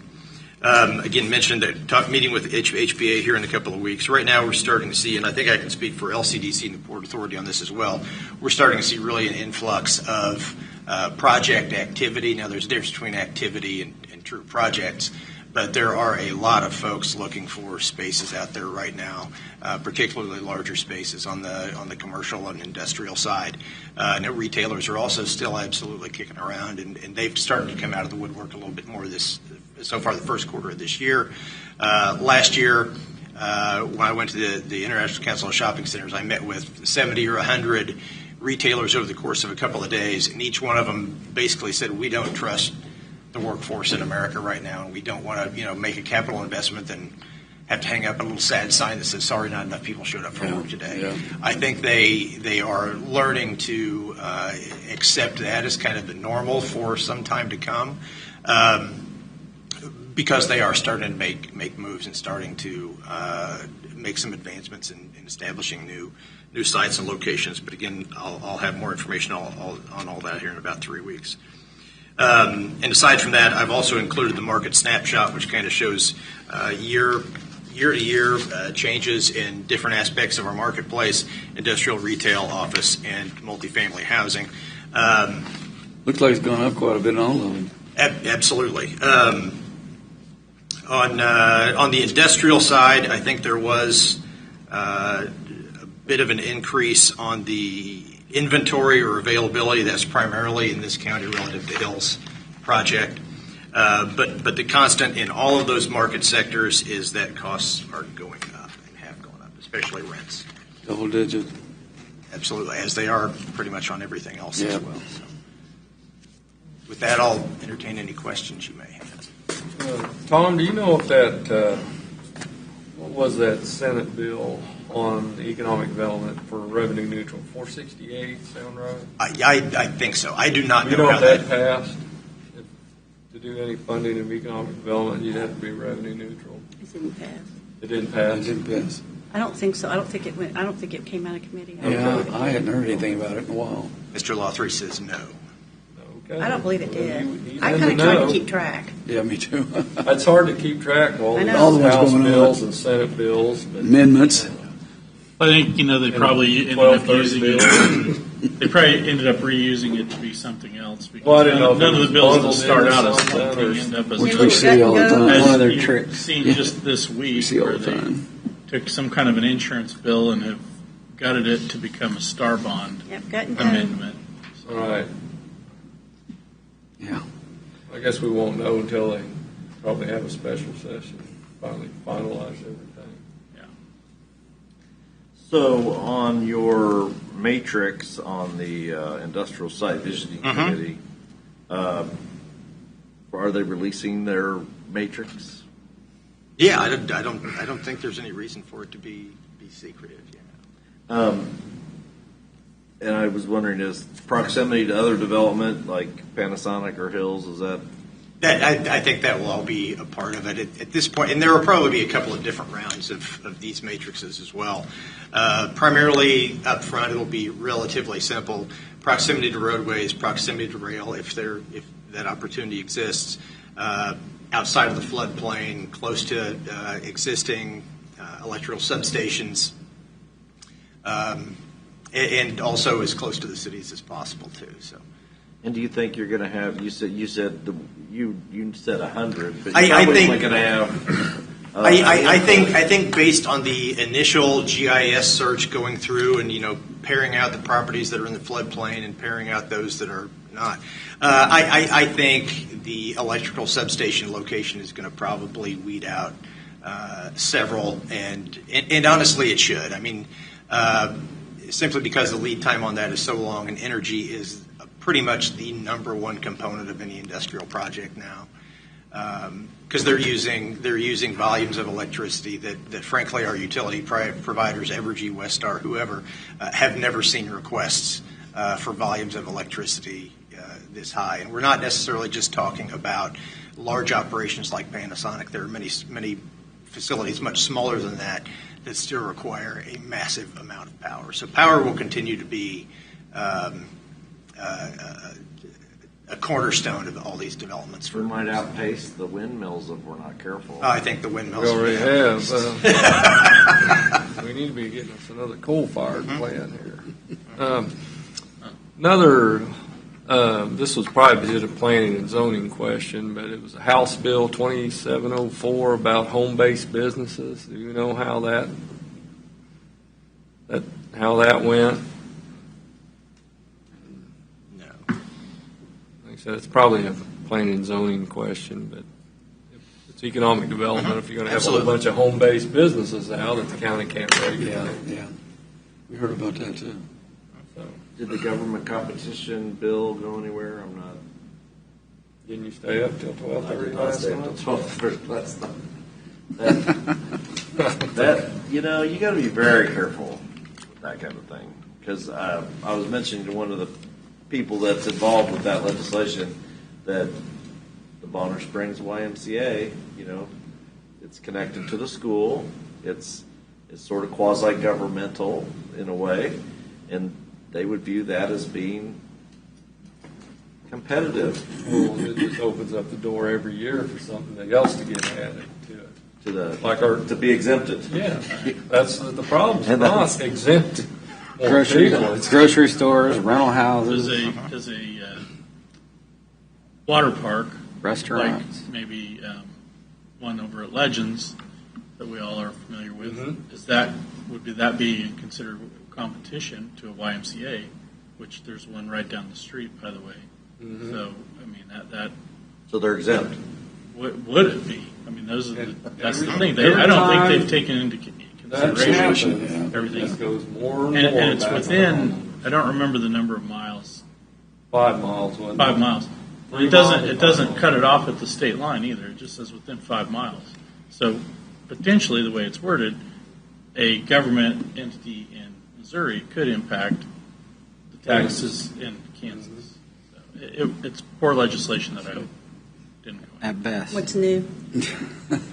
So on the tax front, you're probably more up on this than I am, since I didn't stay up till midnight last night. Am I correct that because of the veto, we have no income tax relief and we have no property tax relief? I believe that's correct. I know they were talking about maybe taking another swing at overriding that veto. One more, in the Senate it failed by 2 votes, I think. So I think they were discussing, and I don't know if they got to that last night or if they were stuck on the star bonds, or so I'm not sure what happened. Their responses this morning so far, those that that supported the veto, it doesn't look like they're going to move from their position, so. Looks like we're going to be in a special session. Yeah, I think that's the. But I thought there was an interesting comment made, and it's totally off topic, but when they were talking about the star bonds, that one of the representatives said, well, you know, in Missouri, they have to have a vote of their citizens before they provide this kind of a incentive. But here in Kansas, we don't have to, thankfully. Thankfully. Yeah. So it's like, oh, okay. So it's not good to get the input of the people who are going to be footing the bill on something. So I thought that was an interesting comment by a representative out of Salina. Well, if you get the people's input, they're It was much more cautious. Might be overwhelmingly no. The Chiefs are good in Jackson. There's an example.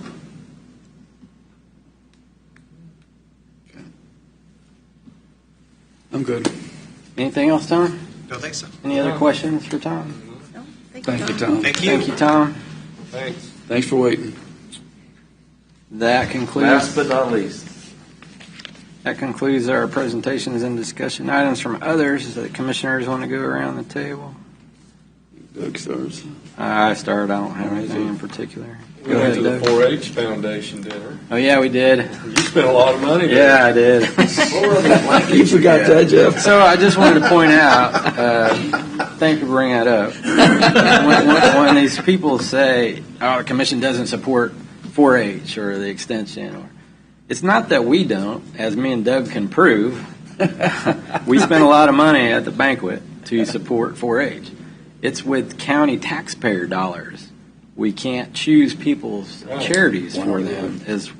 Was my point to that. So, yeah, I'm all for 4-H. Blame Beth Heck for that. She got me into. We had a group of kids that wanted to learn how to do GIS mapping, so a dozen of them. She had me teach them GIS, and we went out on a couple projects replacing the river flood. The 93 wiped out a bunch of the core signs, so we took the water rescue team and did stuff like that. So we really got into 4-H and backed them up and helped the kids. I asked her a year or two after that, or a couple of years after that, if any of those kids ever got into GIS, and she said more than half of them have GIS careers today. So 4-H, I think, is real important about certain, jobs or careers out there to get to save them. You need to get kids involved, and that's, I think, what 4-H is all about. Anyway, go ahead, Dave. Well, Mike and I was going to give kind of a brief summary or overview of what we did a couple weeks ago, and I'll go ahead and start. We already talked about the grants for electrical upgrades. I thought the biggest thing is we kind of had a charrette, I guess we'll call it, where we went around and everybody put up some stickers, what was the biggest problem in our counties. And number one was the legislature. Of all the counties in Kansas, they put number one as the legislature is our biggest problem. I agree with that 100%. It wasn't even close. Yeah, It was an adversarial relationship. And yeah. That's exactly what I was saying. The next was workforce, and then the next was budget restrictions, and the next was child care, and the next was housing, and the very last was infrastructure was our biggest problem. So, which there was quite a few counties that would love to have our problem with dealing with growth, because there's counties that are declining in population, and they still got to provide the same services. Yeah.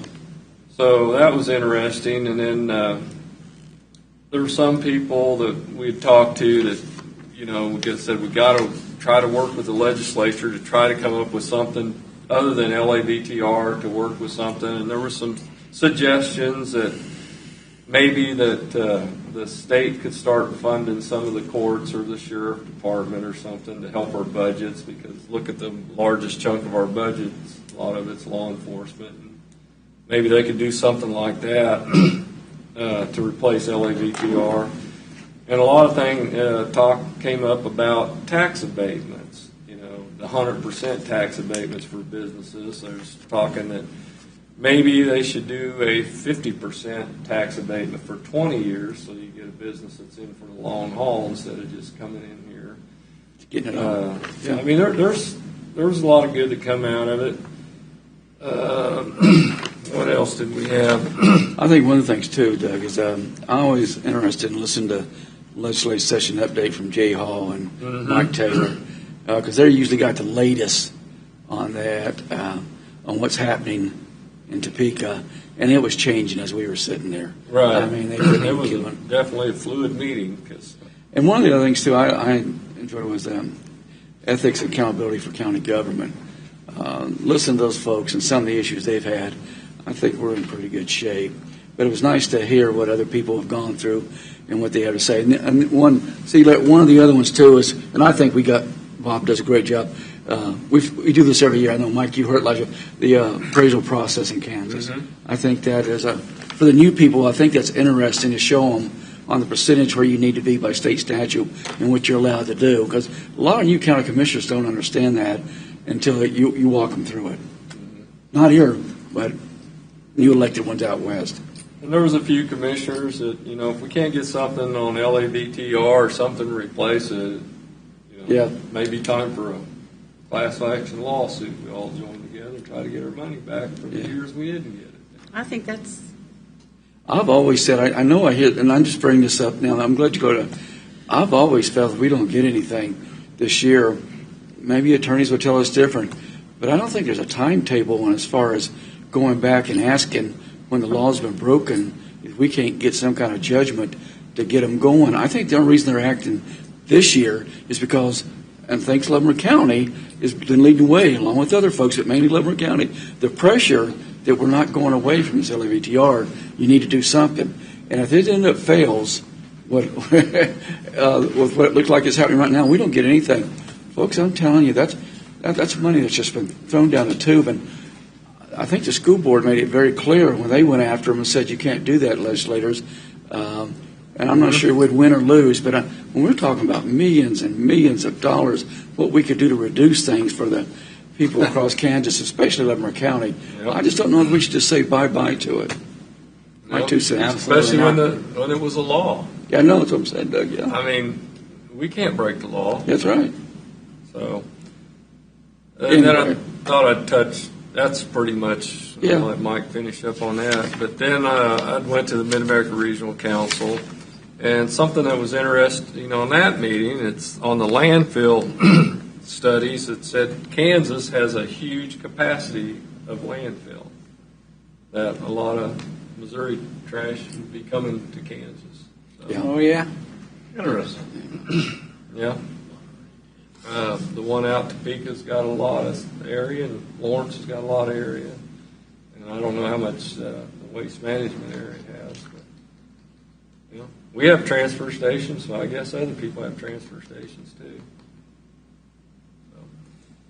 And let's see, and then what was another thing that was interesting, by 2038 there will be more deaths and births. So this workforce problem is going to be an issue from here on out. You better start having more children. Yeah. But how many jobs are being taken away through robotics? A lot. That's pretty much all I have, I think. Commissioner Stephen? Well, I was going to ask County Administrator, before I tell you the other thing I'm going to be involved in, but could we have the emergency manager come and give us a report on what his tornado and emergency response, like if they've had some trainings and that kind of thing, and where we're at on that? I will send the invite. I appreciate it. I'm meeting with some pastors at the local ministerial association in Tonganoxie, and I don't know if you're aware, but they're building a large housing development, and a lot of those homes are on slabs. So opening up some of the churches and finding folks to give tornado shelters is going to become important. And I did find that. Anyway, we're just in the initial stages, and we're meeting at 12:30, so got to get out of here pretty soon. But there's that's just a practical thing, and it's something that not necessarily government, it's something that your churches can be involved in. There was just something in the news last night about, with all the tornadoes that were going on, that a lady had left her home to go to the storm shelter and it was locked. She couldn't get in. And so they discussed it, that it was the police department's role, and they were responding to calls and accidents and didn't get it open. So it's not unique to our area. It's a common thing. And you know, Mark, that happened in Lansing years ago. We had the community center, and we had the same thing. The police officers got tied up when I was out there, so we started having someone that was their job to come open it up, because we had a lot of mobile home parks. And some of these parks go back before they required any kind of shelter. So that is something, Mike, to look at. And with the technology now, you could have a group or committee at your church, and the press of a button, the church can be opened. Yeah. And then you get your person down there. But there's ways to make that work. But you're right. That's a big. That's what part of the discussion is. But what happens if it doesn't get open? The police, and that they cannot be the responsible party. It has to be because they're going to be busy. Yeah, I mean, they should have a key. There should they be a can't designated. Be the responsible. That's what somebody we did. that's designated. We had a backup. Most towns used to have them back in the 60s, fallout shelters. Yep. Yeah. Yep. Yeah, well, we got it on our list too. Yeah, the courthouse. Especially I've had tornado warnings about every day the last how many days. That's why I built a storm shelter. Go in the hallway, put your hand over your head. I remember those days in school. Yeah, it's going to protect us. Don't worry about that mushroom cloud. There were 20 in Nebraska. It's been a mess. Let's hope we get by tonight. Yeah, they did. All the way up. That all you have, Mike? That's all I got. Vicki? Let's see. Last week I had the Transit Authority Board of Directors meeting, and then they lost quorum toward the end of the meeting, so we had to have a second meeting on Friday to continue conduct business. And I've got Frank White's going to be meeting with me here the third week in May, just to kind of have one-on-one to kind of continue to discuss the transit issues in Leavenworth County. The Frank White? The third. Oh. He's the third. Okay. That's his son. Oh, okay. Is the executive director of the I was going to bring a baseball to have him sign. Jeff's always thinking. Come to the Mark meeting. Yeah, you can go. Yeah, there you go. You can go to the Mark meetings. He's the executive. Yeah, so, that's right. There you go. And let's see. I went to attended the Emergency Food and Shelter Program meeting on Monday, and so there was approval of the grants that Leavenworth County had received through that federal funding. And one of the recipients was the Council on Aging for the Meals on Wheels program. They voted to fund what Connie had requested, but then they also, for Catholic Charities, Salvation Army, the homeless shelter. I also attended the fundraiser for the Community of Hope on Saturday, and they raised, I think at the end, about $58,000, which I think is just amazing. Wow. Oh, wow. For the community that came together to provide funding for the Shelter of Hope. And I think that's it. That's what I have this week. Yeah, just a couple. One of the things that Commissioner Smith and I sat through also was, and it relates back to continuation for the comprehensive plan. One of the classes they had was unlocking the power of community through engagement strategies. And community engagement is vital for boosting civic participation and building trust within the communities. And that's something always good to listen to for networking, because you get to see what other communities are doing to try to get information out, or have the roundtables, or have the meetings of the Planning Commission. So I thought that was interesting too. Friday morning I'll be at Lansing Education Foundation breakfast fundraising. Oh, I'll see you there then, Vicki. Great. And then on the 3rd, we're having the late Dave Trinkle Jr.'s Kid Fishing Derby on Saturday morning at 9. That's always a good. You put on hot dogs? Yeah, I'm doing the hot dogs. And one thing I keep reminding everybody that, and I think they still do it, but we used to get from the state about 2 or 3 days these minnows, these fish that I haven't eaten since I've been born, so that we throw them in the pond. And so when the little kids come up, these fish will come out and get you. So the little kids, almost everybody's grabbing a prize. Where's it at? It's going to be at, good point, Mary Bernard's park out there off 4H Road. It's always a fun event. Hopefully the weather will be permitting for us, but it's always a fun time. If you're out in that area, stop by. A lot of good folks out there, and I'll be at the grill again this year. That's all I have. All right. Motion to adjourn? Motion, yep. Second? Motion and second. Aye. Aye. Aye. Aye. Meeting adjourned. Thank